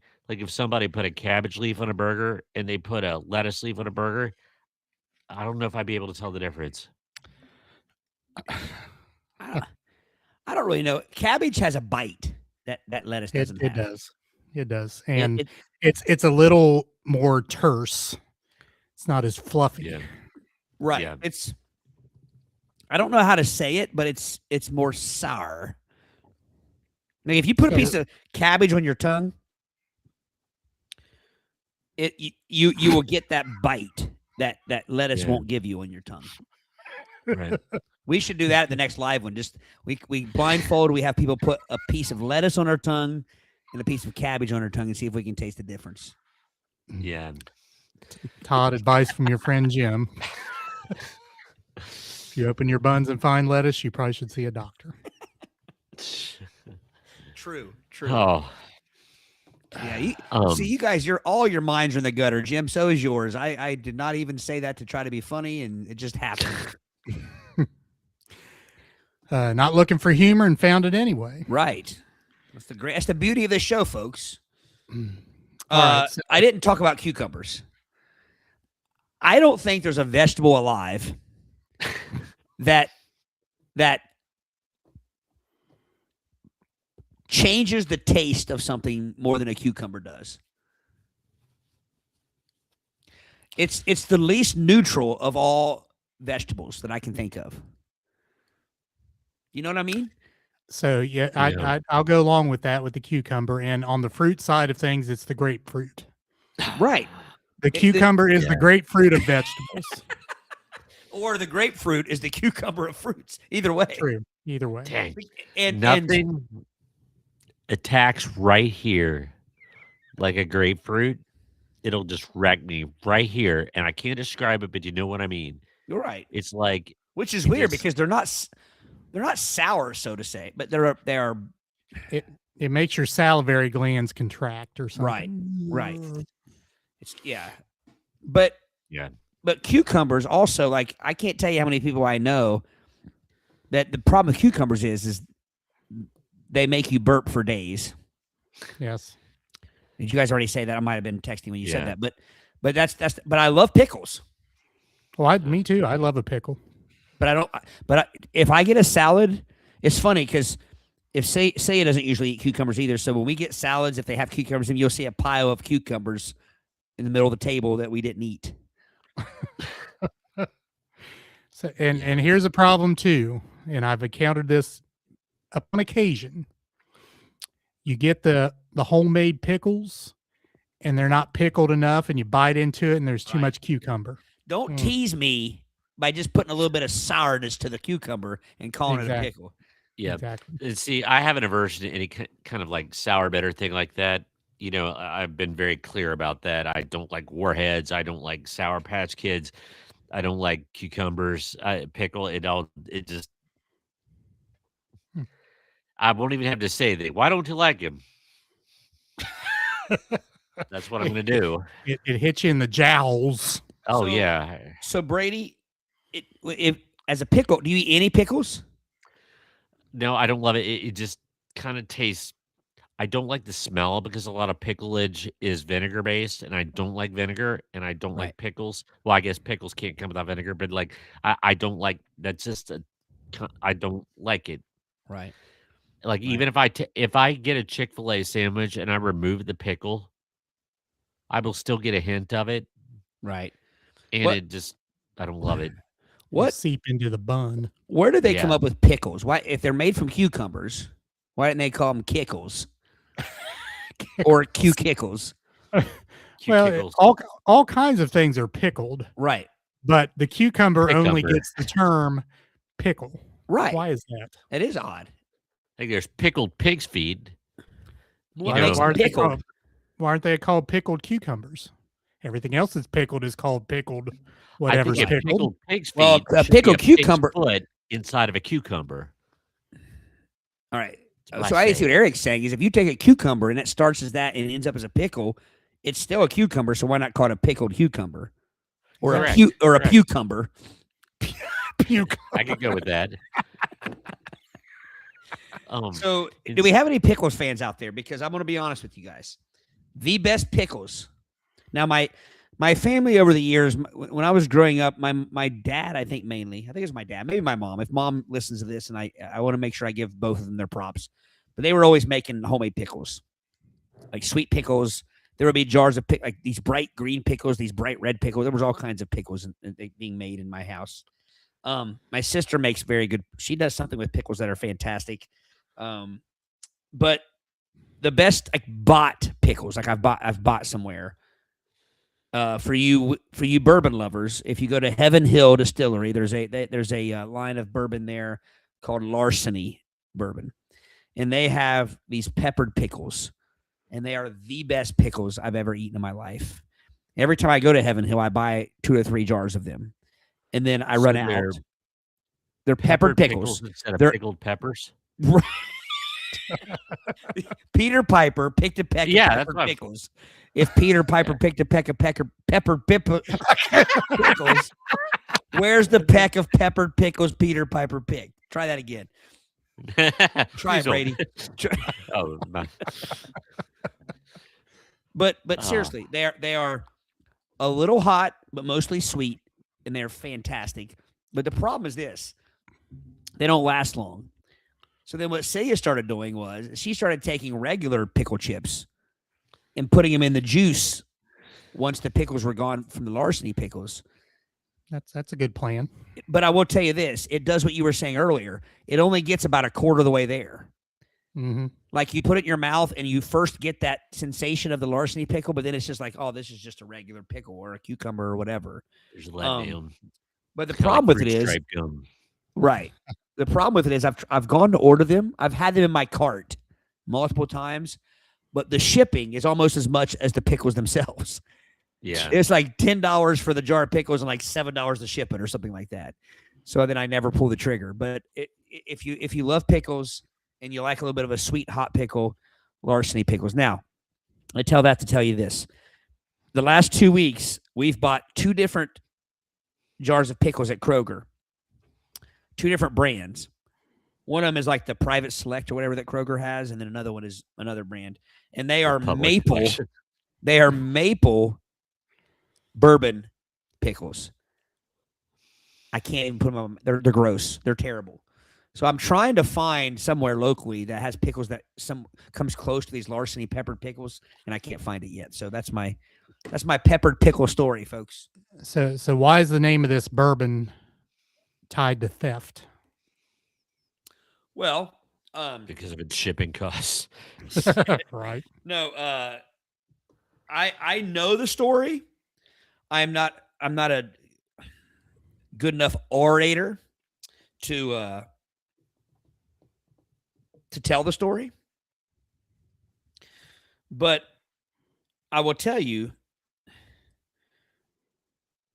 that it does have something to do with what you think it does. I'll read you a part of it. As a U.S. Treasury agent who guarded the bonded rick houses where whiskey stored and aged, John E. Fitzgerald had access to some of the best bourbon. Seizing his opportunity, he used his keys to let himself in and thieve a few sips after nightfall. When it came time to dump the barrels, some were found to be unusually light and exceptionally smooth. These became known as Fitzgerald barrels and were later bottled and sold as Old Fitzgerald Bottled and Bond. Today, Johnny Fitzgerald's legacy lives through larceny and Old Fitzgerald, honoring one man's act of mischief that left the world with extraordinary bourbons. So it literally is based on a guy who had access to these bourbons, these barrels, and would thieve them. And the government, no less, stealing from you. Right. There you go. Nice.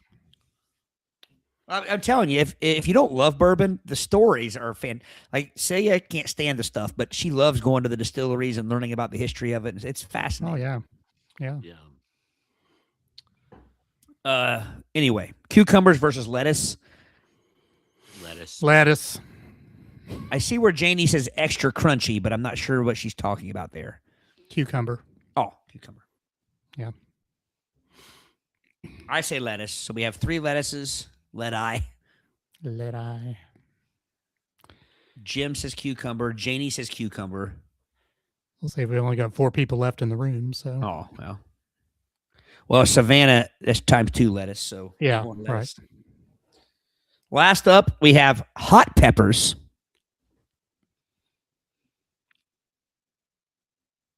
Hot peppers. I don't know what a hot pepper is. Versus Swiss chard. I know that a chard is green. That's Fairbairn's favorite vegetable. He loves chard.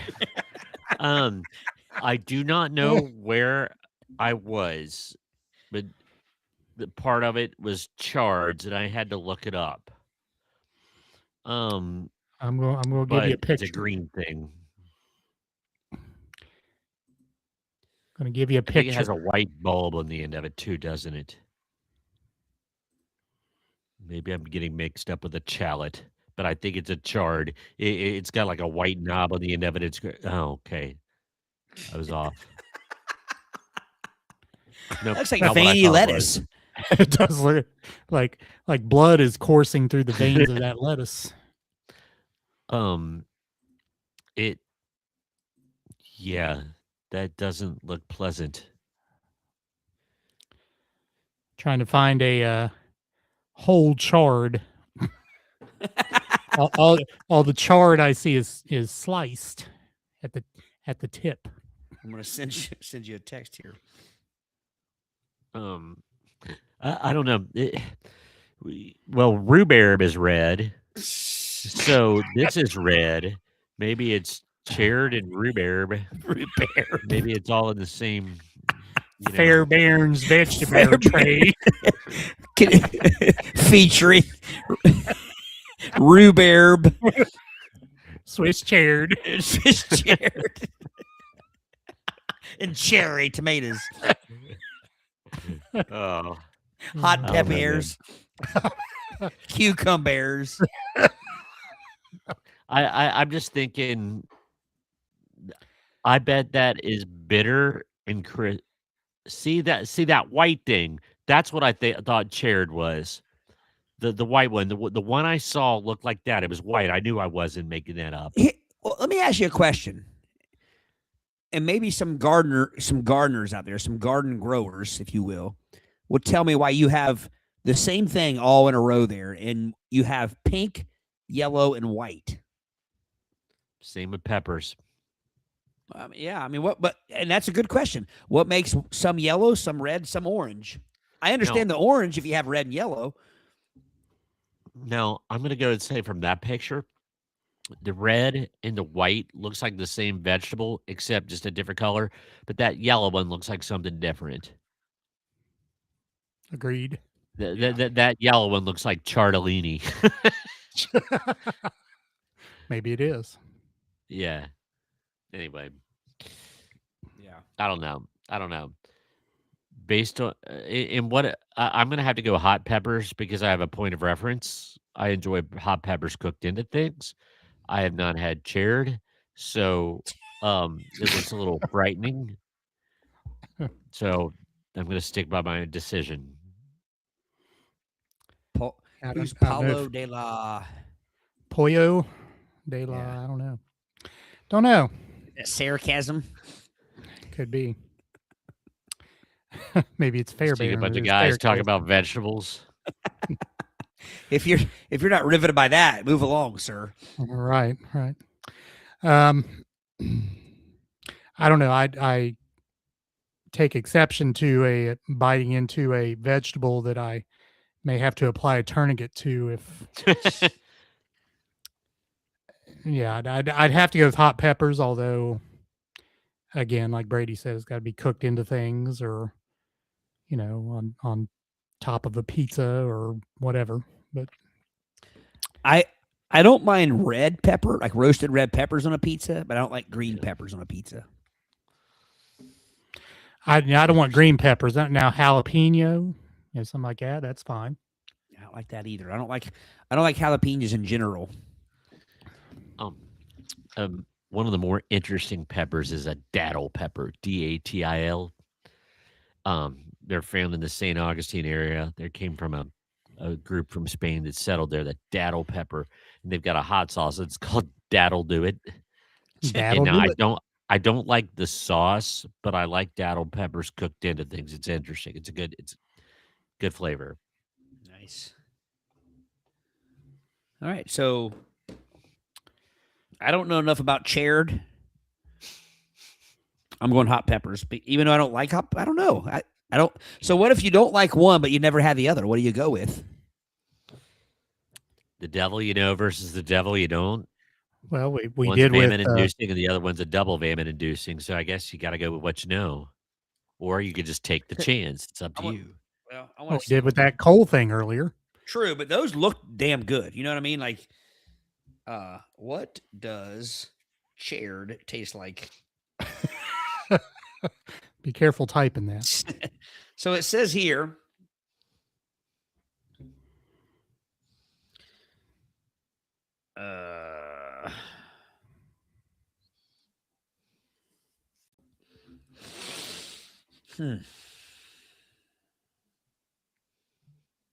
Did you guys already talk about this? What it actually tastes like? Did Savannah tell us? No, I don't I think don't so. think so. She said it comes from the beet family. That Yeah. doesn't help That's, me. well, that's what she said. Right.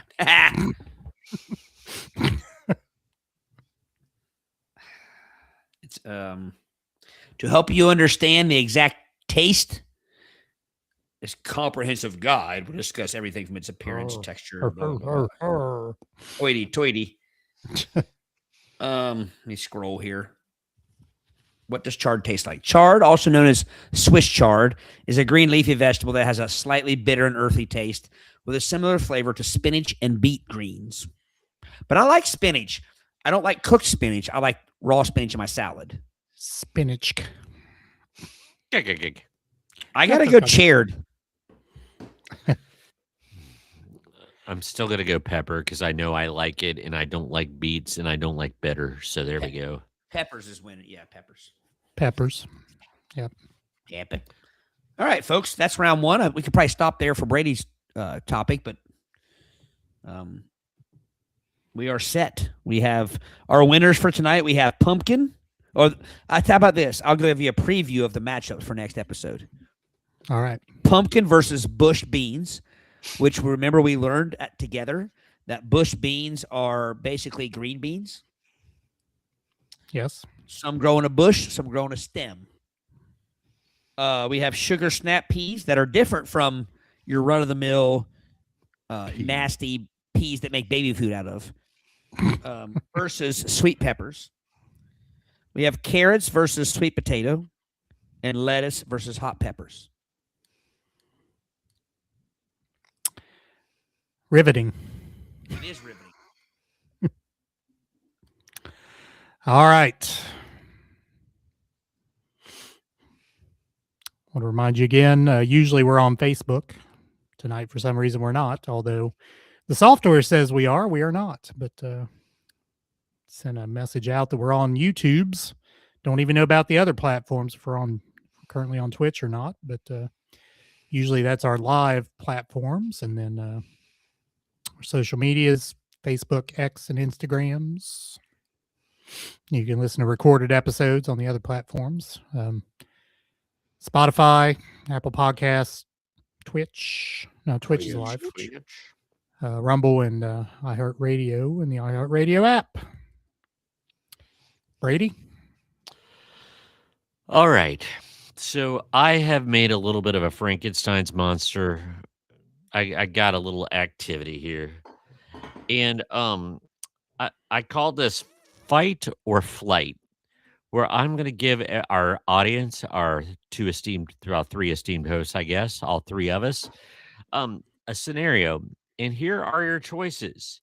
It will be fight or flight. Now, I don't literally mean fight or run off, but here is the way that I can describe it. I got some help on this.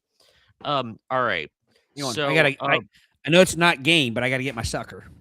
Oh, that's okay. It's okay. Brady, you have your juice box? I've got a hug. I do have a red hug because I was out of juice boxes. Hang on a minute. A red hug? Yes, it is. Oh ho. Simpatico, compadre. All right. I think red hugs is what they feed the hummingbirds, isn't it? Okay. Okay, so here is the way it's kind of described. All right. Hold on, let me get back to the top. I had a lot of them. Okay, in this you could choose fight, which means stand your ground, argue your point, or confront the person directly. Okay. Flight is walk away, let it go, or ignore the situation entirely, or run like heck, like in case you were being chased by a bear or something. But this is going to be whimsical, lighthearted. Some of them will be a little bit more awkward than others. So, are you ready, audience and hosts? Yes. Are you ready? Okay, this comes under the category of the daily grind. The line cutter.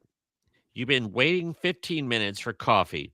Someone bluntly steps right in front of you as it's your turn to order. Fight or flight? All right, say that again. Okay. Someone, well, Poop. Sorry, it went down. There we go. You've been waiting 15 minutes for coffee. Somebody bluntly steps right in front of you just as it's your turn to order. Fight or flight? Do you just roll your eyes and harumph and let it go because it's crowded? Or do you cause a ruckus?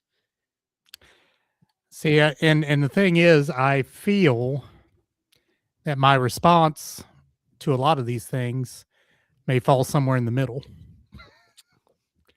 I'm going to make some offhanded smart-ass comment. Passive aggressiveness is the way I'm tackling this one. Exactly. And I feel as though age may be an issue here too, because after I've turned 50, my filter is not what it used to be.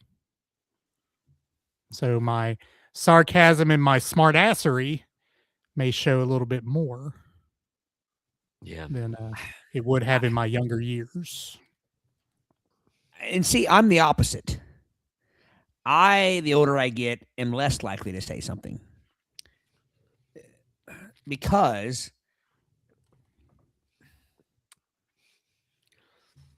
as a strawberry blonde, I have a bit of a temper, but I've remarkably worked hard to control it over the years, and I am a go for the juggler type person. So I am not a type of person that if I do say something, it'll be like, "Oh, it must be nice to not have to wait in line." That's not me. It is. I'm going to rip your ears off. Oh, you bought the fast pass, huh? I'm going to rip your ears off and pour my coffee down your ear holes, and then call your mom and tell her how disappointed she should be in you for existing. So I tend to just hold back. But I'm like Eric. If I do something, it's going to be more passive aggressive. Again, like, well, don't worry, I didn't want coffee anyway. That kind of thing, you know. But this is also one of those things, and I hope I'm not coming off as sexist in any way. But this is the type of situation where I think females are more likely to say something than males. Because say you would say exactly something like that, like, well, it must be nice not to have to wait in line, or, you know, it's a good thing we weren't waiting here already, just something like that. And I would be the one being like, shh, don't start a scene, you know, that kind of thing. That's true. Well, we We're saying can't Jim's take middle grounds. Well, Jim's caveat depends on if it's an old lady. And that's exactly where I'm going. If it's somebody that, you know, situated like doesn't know how the queue works, something like that, I can be patient. If it's just some buns hole that decides they're more important than anybody else and cuts right in front, I'm probably going to do a lot of harumphing and rolling my eyes. But if I have whiz and vinegar about me that day, I might say some sarcastic remark that came up last week. I was going to say you've lived this, recently. Story for when we're done. You got to pick fight or flight, and utterance is still fight. Can we also say this? And this is going to sound very preachy, but guys, it's a different world than we used to live in. When I was a teenager, when you guys were much younger and I was much younger, you could have a disagreement in line and it ended at the disagreement in line. Now, to be quite honest with you, you don't know if somebody's going to pull a piece, curb stomp you. You don't know if they're going to pull you. You just don't know, because people now, number one, can't stand to hear the word no. People also don't know how to deal with their emotions now. I mean, like we have a huge, and it's get preachy again, but we have a mental health crisis that so you never know whether that person that cut in line is dealing with something way more important than that line is. And so it's just, to me, I'm not saying you should like be a pushover, but you got to fight your battles. I tell this to my son. I would tell this to my son so about the time he started like kind of dating and going out and about, and like he's been with his girlfriend now for 3-4 years, something like that. And I remember the first time he and her were going to a country music concert at Riverbend. And I told him, I said, let me give you some advice. When I was younger, when I was your age, if somebody would have catcalled my girlfriend, said something to my girlfriend, I probably would have been ready to fight. I said, you need to ignore it. It's not worth getting the crap beat out of you or worse. Chivalry, yes, is still alive, but that's not chivalry. Stupidity is not chivalry. So if you're there and somebody is catcalling her or, saying something inappropriate, just because I think as guys, we're taught, even sometimes by the very female that we're dating, you're not going to defend me. You're not going to defend my honor. And I think now you got to be careful if you're a parent of a boy out there, you got to be careful because to me, I want my son to walk away and live rather than say something and maybe get jumped by 25 people and I don't know. To me, that's all you got to do is watch the videos from some of the things that happened down in Cincinnati this summer and see what happens when people start running their mouths to each other. And it's no longer a one-on-one fight or you and your buddies are in a fight with another couple. It's now you have way, way harsher results or consequences or effects from the cause. So, and the same thing stems here. Like if you're in line, it's coffee. They have plenty of it. Let it go. I apologize for chuckling during your very serious, and I totally agree with what you said. But I don't know. I just kept thinking, 1942 wants its word back. Cat call. Meow. Meow meow. Yeah. Okay. Same cartoon. All right. Ready for the next one? We give parenting advice on here too. Right. Yes. Because I'll be honest, because as guys, you're taught to like defend your significant other and stuff like that. But it's kind of like, hey, just walk away and live to fight another day. Or because you don't know what people are doing now. People. Well, in the situation you put out there at country music concert, if some guy's doing that, he's there with 5 other guys. And what's going to happen? Right. And I've heard country music concerts that the behavior is 50 times worse than any rock concert. I've been told that by a lot of people. And country music fans, so I'm not knocking country music. I'm not a fan of country music, but also let me preface: it could be any concert, any situation. It could be going to the bank. My whole point is like, you could feel like you stood up for your date or whatever, but like it's much better to live and not not drinking through a straw because you decide to say, hey buddy, don't say something like that to my girlfriend or whatever. Yeah. Right. Eating through a straw, man, not drinking through a straw because that's totally I know what you mean. Eating through a straw, yes. This is all going to be relatively lighthearted, though. You're absolutely right. You're going to see these be a little bit more, and Miss Piercy, I can never imagine you sarcastic. I'm teasing. Okay, here we go. This is called the spoiler. You mentioned you're halfway through a new hit show, and a coworker immediately blabs out the ending to the season finale. Fight or flight. Fight.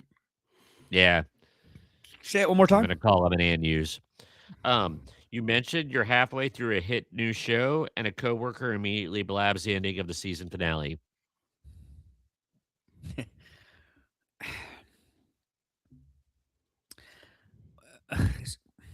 Eric, you said fight? I said fight. And Brady, you said fight. Yeah, real quick. I'm probably going to dude. Well, I do want to point up something that Jim said there, and he's exactly right. You end up on social media for the world to see you get the crap out of you. Right. Or let's say you win that fight, you end up on social media beating the crap out of somebody. Either way, it's a lose-lose situation. Like, we didn't have to deal with that when we were younger. Yeah.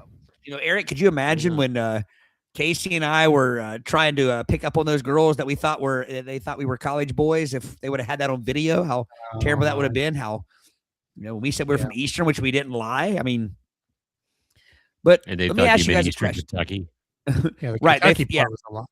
Yeah, we didn't tell them Eastern Kentucky. We just said Eastern. We did not lie at all. Can't help it. They assumed. But I want to ask you guys what you mean by fight with this. No, once again, the game defines it as fight being stand your ground, argue your point, or confront the person, not like with fisticuffs or a Donnybrook. Yeah. Like, hey, don't be a But how do you fight that? Look, let's enact Easy. it right now. Let's reenact Don't be it a right now. butthole. Brady, let's try it. You be the person that's talking about a new show you're watching, and I'll tell you about the ending, I'm watching Sons of Anarchy. I'm on the last season. Hang on, man. Don't make something up because I don't want to actually give that away. Make Okay. up a show. Yeah.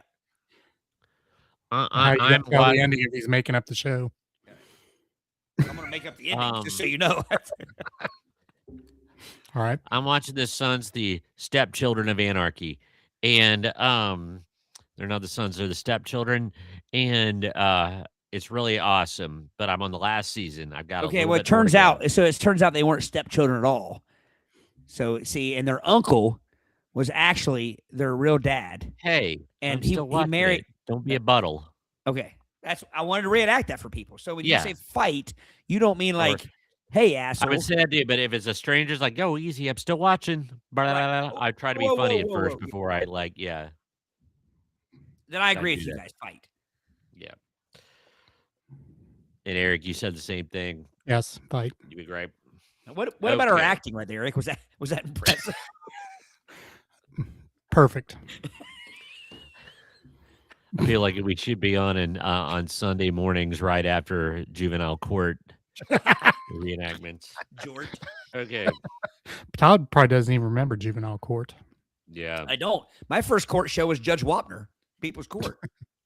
So Sunday mornings on Channel 9, they had this show locally produced called Juvenile Court, and they would reenact cases from the juvenile court. Brady, do you remember the judge's name? Oh.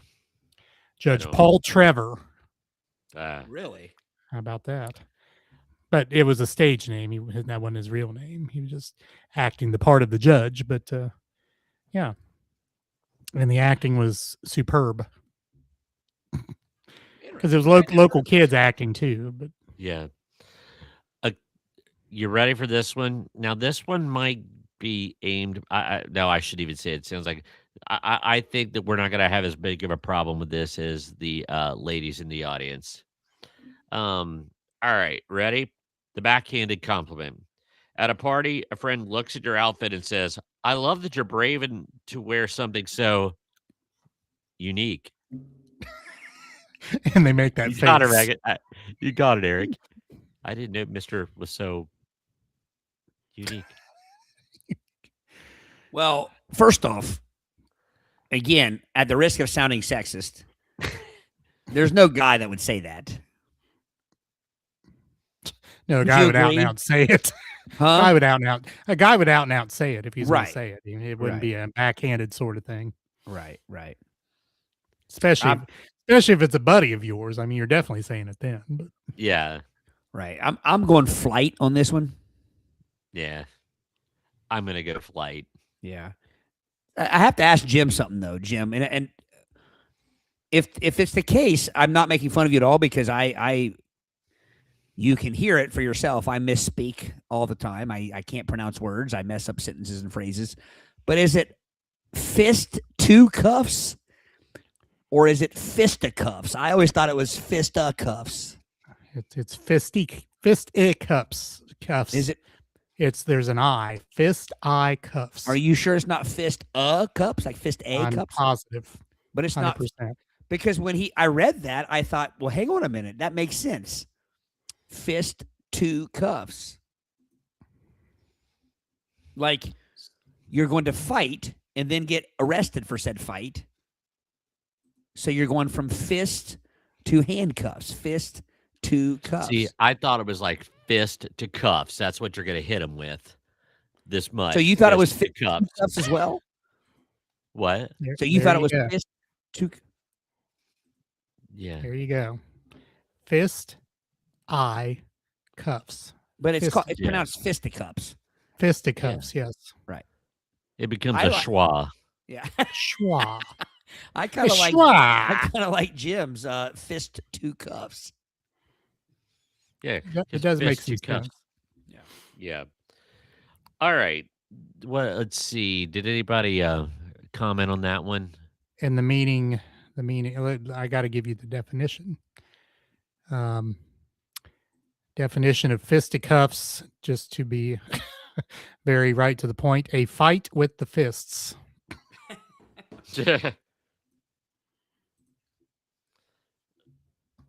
Okay. Yeah, somebody did. Now, as Jim says, fist to cuff is the way I've always heard it. So, Jim, we Okay. just saw right there, Eric proved us. I didn't know what it was. I thought it was fist cuffs. Fisticuffs. Yeah, fisticuffs. Fisticuffs. Fiscus cuffs. Cuffs. All right. Yeah, Brady, we had Savannah said, personally, I just smart off like being unique and walk away. John definitely fight. Or flight, he said. Yeah, flight. All right. I know what we're all going to I've got an answer for this, but I'm going to wait.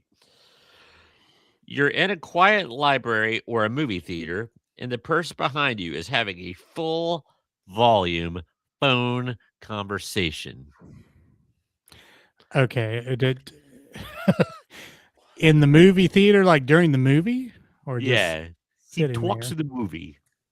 Talks all through the movie. You guys know where I stand on this. I'm going to get out my keys. I'm going to smack them angrily on my hand. But now they only have to be below a certain age before you do that. Yeah. I Meant for Put it people this under way. 18. I have this fight in my own house about 10 times a week. I don't like people on speakerphone in my own house. So I definitely don't want to hear your speakerphone out loud conversation out in public.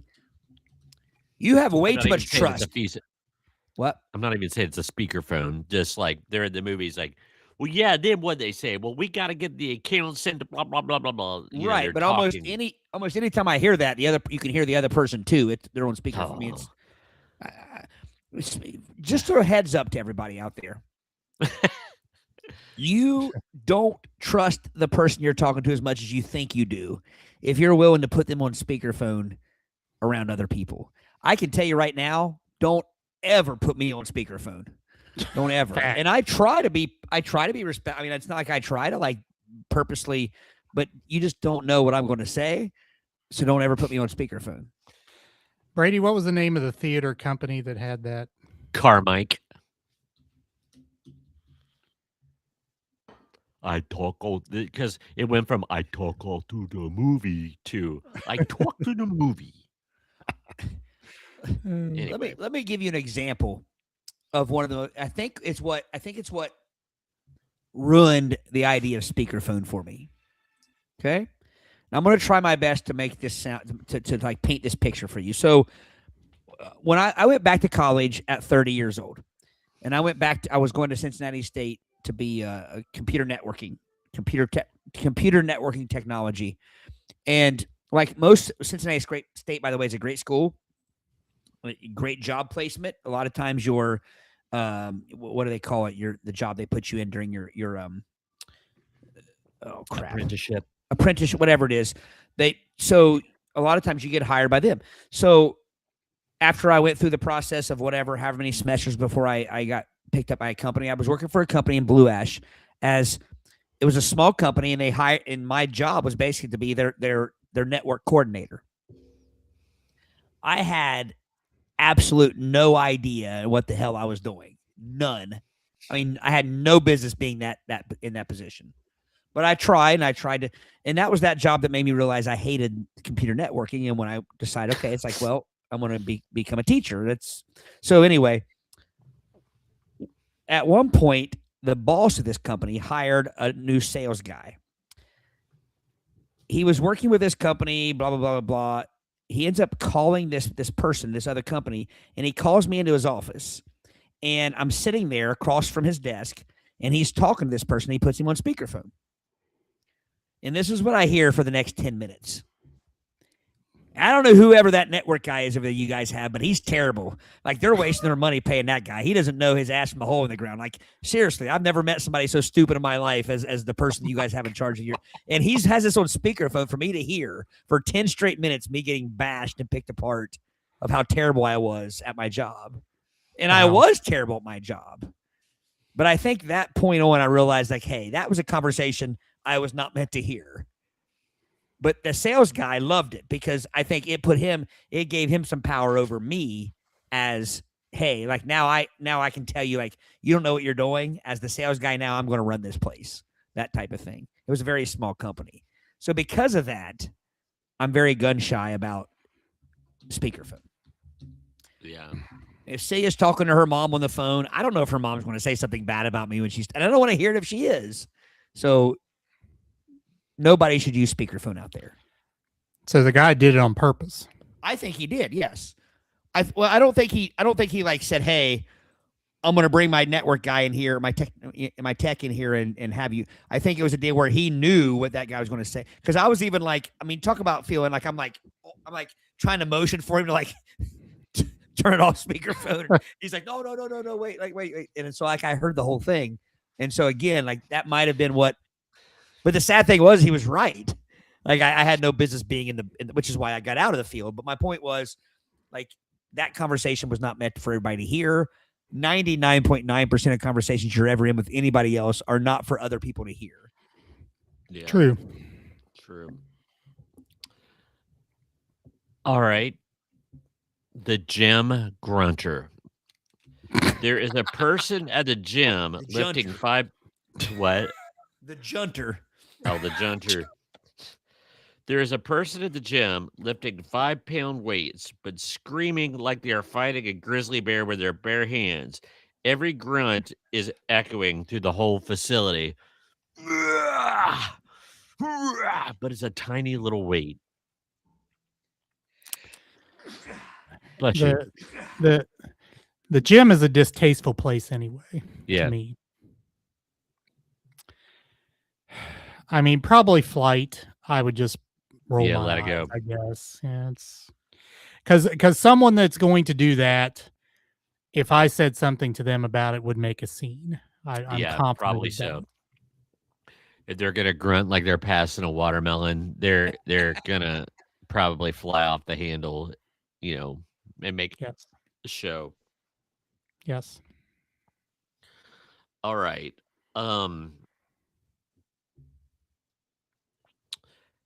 Let's see. I'm scrolling through here. Co-oping is what I meant to say. Co-oping is what they called it in Cincinnati State when you worked for the company that you got college credits and you worked. So co-oping, yeah. Right. All right. You're at a fancy party and watch someone take a chip, bite it, and then plunge it back into the communal salsa or guacamole. They make eye contact with you when they do it. They double dip. Like to be antisocial, they look at you and do it on purpose. Do they do it in slow motion, like, or do they look at you like I've been busted? Old shit. Right. Yeah, this is my chip. It doesn't. Yeah. Is it like or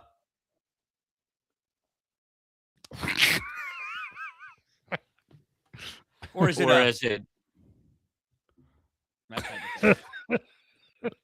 Yeah, like the chip's gone too far. You realize what you did, and now somebody busted you doing it. See, we like to give you facials, folks. We like to act it out for you so you can see it on this podcast. Shut it, Eric.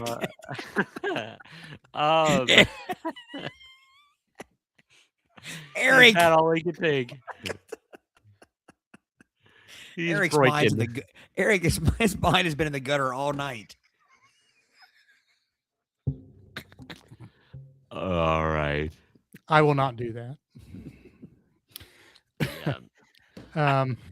That I'm more likely to say something if, I mean, I'm not. First off, if we're hanging out and we're eating chips and dip or chips and salsa, I don't care about double dipping. I don't care.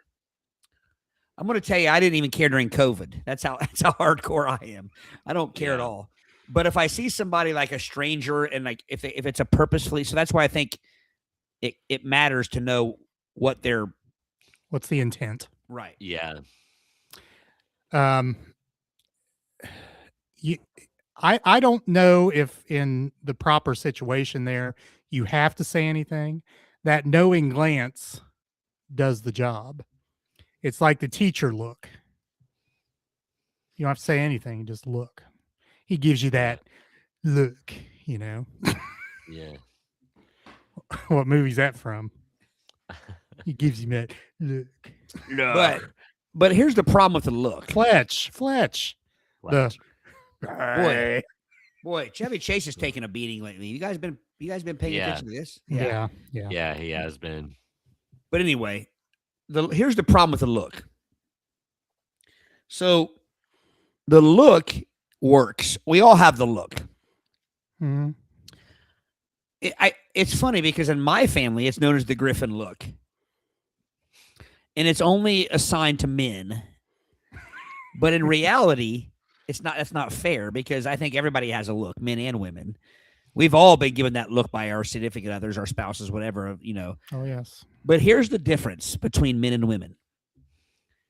If I am doing something and I get that look from Celia, I immediately, I typically shut down what I'm doing and I think, why am I getting the look? I'm in like review mode. Like, okay, I'm getting the look. What do I do? If Celia gets the look, she just hammers down. She like it will doubles make down. her Double right. down. If she wasn't doing something before that she thinks deserved the look, she will make sure that it's something that deserves the look. So I think that's the difference between the male look and the female look. You know what I mean? If you're going to give me the look, I'm going to deserve it, sort of. Right. As a matter of fact, this has happened in my life. I've heard from across the room from Celia. Oh, you're going to give me the look? I'm just right in front of everybody. So I've got to stop giving the look because the look Like doesn't the record work. scratch. Right. And you guys know I feel I have the coolest wife in the world who doesn't, I mean, like but that is one thing that she does not put up with is the look. And she will call me out from across any room about the look. So my look has been rendered useless. My look is impotent. To her. Right. Yeah. Well, your kids probably would still.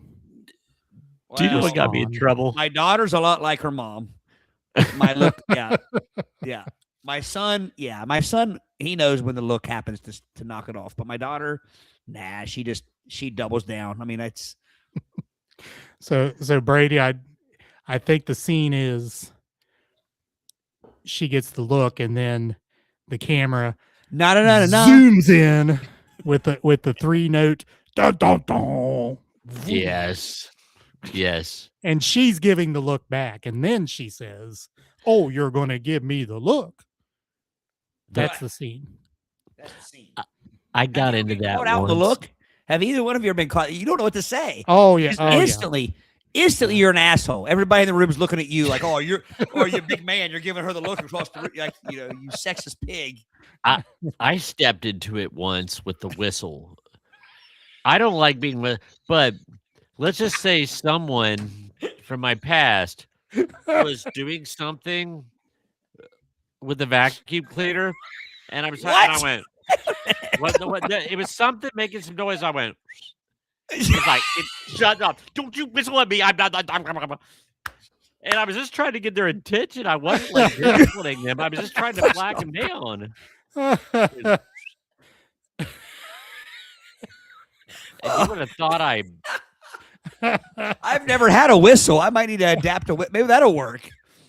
That'll work in getting your head knocked off. I wasn't Right, like knock it off. See, I was I'll tell you where you're going to trying find to that get whistle in attention. about 3 seconds. And not a literal one, just a. Did I know what you you mean. did you Oh. give it a? I can't do that. I might as well put them in my nostrils. I can't do that. Yeah. But it was like just a. It was like, Well, and I was there's that. This is what you do. Yeah. Knock it off. Knock it off. Now there's this little whistle, and then there's people that can just curl their tongue and do it without the face. It's like the underarm fart.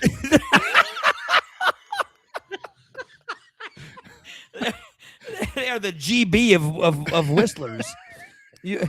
I've never connected with people that can do that with their whistling. That's unheard of. That's You ever seen inhuman. that competition whistler guy. I've seen you yeah, guys the guy that videos does the of whistling songs.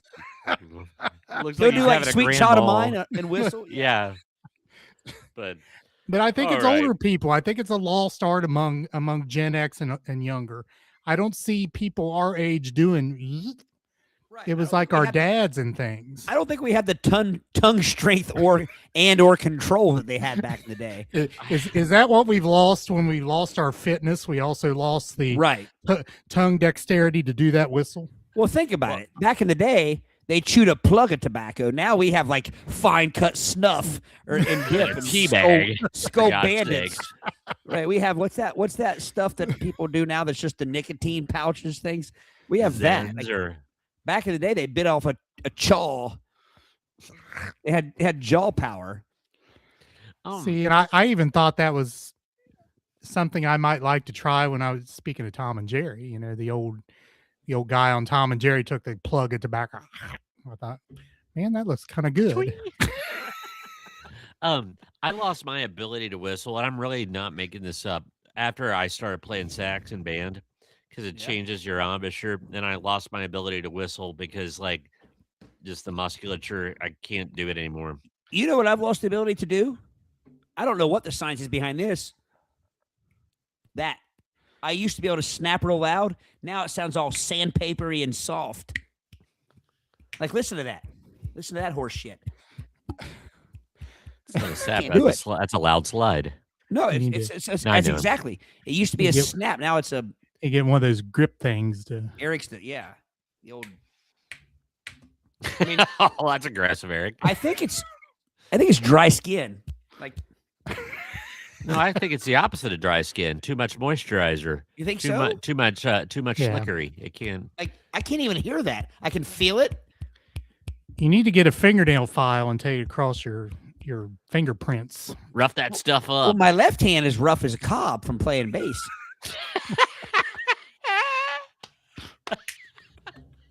But let's see if there's a difference. Hang on.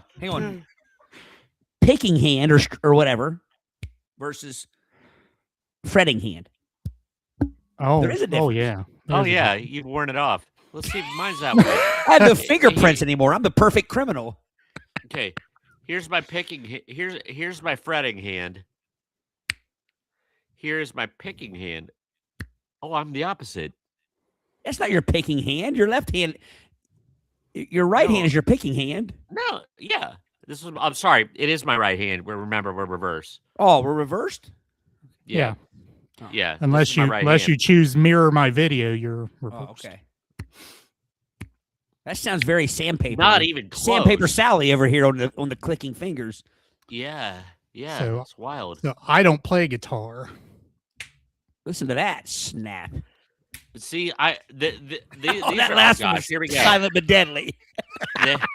Yeah, that was a mime. This is my middle finger on my right hand is my tapping finger, like my major tapping finger. So it's all worn down.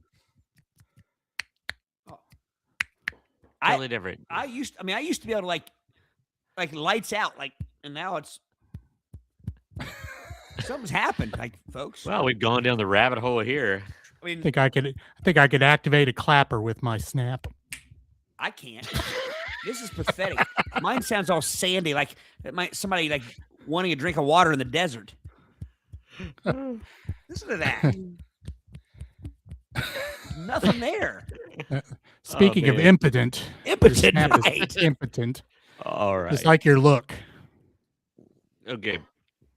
I think since we're getting a little long on the toot on this episode, this will be the last one. All right. Because I feel on one of those things that we could probably end up going for 5 hours with no discipline because we just keep on going rabbit hole after rabbit hole. Well, you don't have school tomorrow, and Eric has a delay. That's true. Todd, do you even have a delay? No. Oh, shoot. Here we go. Okay. Here we go. Last one. The grocery store shortcut. You have 2 items in your hand. The person in front of you has a cart overflowing with 100 plus. They look back, see you, and then quickly turn around to avoid offering to let you go first. So they look around and they push that Garrett right toward the checkout when they see that you have a pack of gum and some M&Ms, and they've literally got enough food to feed an army in their cart. Okay, so there's that. And then the alternate, when they open up another lane and the person behind you goes to first in line in the other lane. And they have 1,000 things too. And this is complicated because we have no right to be upset because they're there first. But yet, So it seems like so the right thing to do. so what is the limit? You say you're holding 2 items. Is it just the limit of numbers of things you can hold in your hand that would make it seem like that person should let you go? Where does that limit change? I think that limit change if it's just something that you're holding in 2 hands. Like if you have 2 bags of Doritos and a 6-pack of soda, and they have literally a huge cart chock full. So, or do you use the grocery store 10 items or less line? Like if someone behind you has 10 items or less and you have a overflowing cart, do you let them go? Well, I'll say this: the 10 items or less lines are not around anymore. No, they're Yeah. not. But taking that distinction and moving it forward to this particular situation, when you're trying to come up with what is the limit, would that be the limit? Or is it If you- handheld items only? Handheld items only, unless it's something that can't be like, let's say I have 3 heads of lettuce. It's hard to hold those in your hand, but you've got 3 heads of lettuce and you're cradling them a little bit, but there's Cat still heads? 3 items.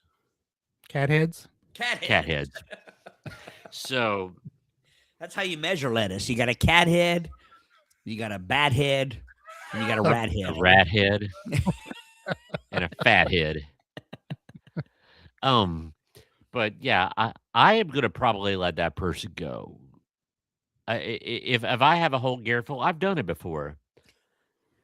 But I've also recently at Kroger, somebody literally dashed to it and they had a whole cart full, and I literally had a loaf of bread and milk.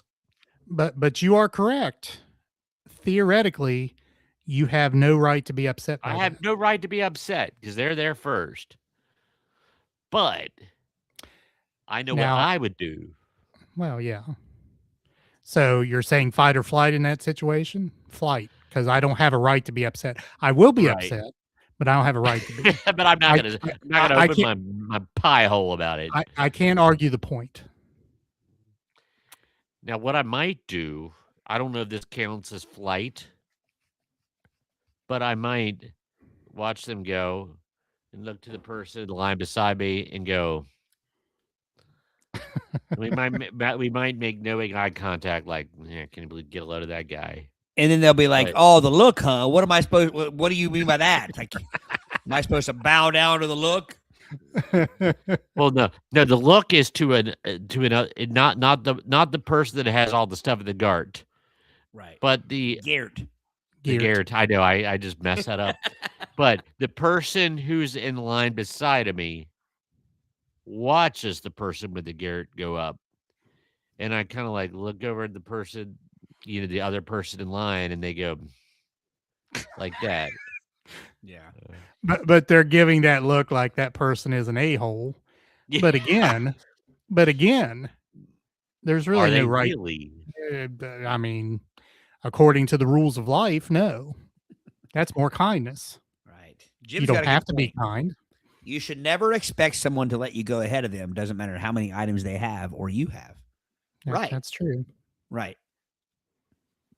It's not an expectation. It's kindness on their part. Now, do we wish the world was more kind? Certainly, but don't have to be. Because there's also something to be said about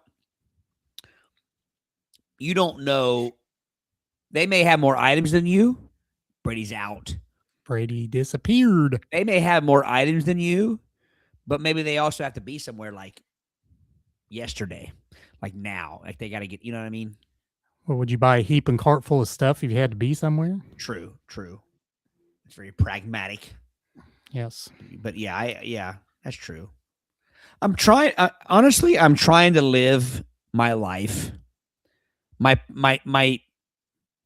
public life. I'm trying to live my public life with the mantra of, like, you don't know what people are dealing with. You don't know what they're in the middle of. You don't know what's going on in their life. And I find that typically that keeps me pretty grounded. Yeah. So that's where that stems from. But you're right. If you were in a hurry, you typically wouldn't be getting an entire garret full of groceries. Right. And I try to live my life the same way you do. You really don't know what people are going through. But yeah, in that situation, definitely would be a flight on my part. I wouldn't say anything. Yeah. Like I said, I probably would think something, but I wouldn't say anything. All right. Well, I don't know if Brady texted and said his whole computer locked up and whatnot, but don't know if he'll make it back. So do we just call it a night here? Call it a night. We were there anyway. All right. One more reminder. Look up top here. That's our social medias, Facebook, X, and Instagrams. Watch us on, of course, tonight. You only watch us live on YouTube, I think. Maybe Twitch. I'm not sure. But in addition, you can watch recorded episodes on Spotify, Apple Podcasts for the audio, and iHeartRadio for the audio, and Rumble for the video. So any of those places. Anything else I neglected to put forward, Todd? I can't think of anything. All right. Well, we'll see what schedules allow us to do moving forward. I know I'm getting ready to get into peak baseball season, so it may be a thing where we move to maybe a Sunday night. Not sure, but we'll talk about it and be on as regularly as we possibly can. So with that, thank you, Savannah. Thank you, Jim. Thank you, yes, Janie, everybody else who chimed in. Yes. Thanks for getting all on YouTube when everything else was down, apparently. So, Todd, take us out.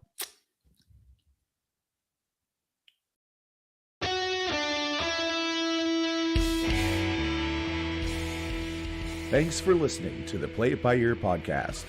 You can follow us on Facebook, Twitter at Play It By Ear Pod 2, and our website at anchor.fm/Play It By Ear podcast. Thanks again, and join us next time as we play it by ear.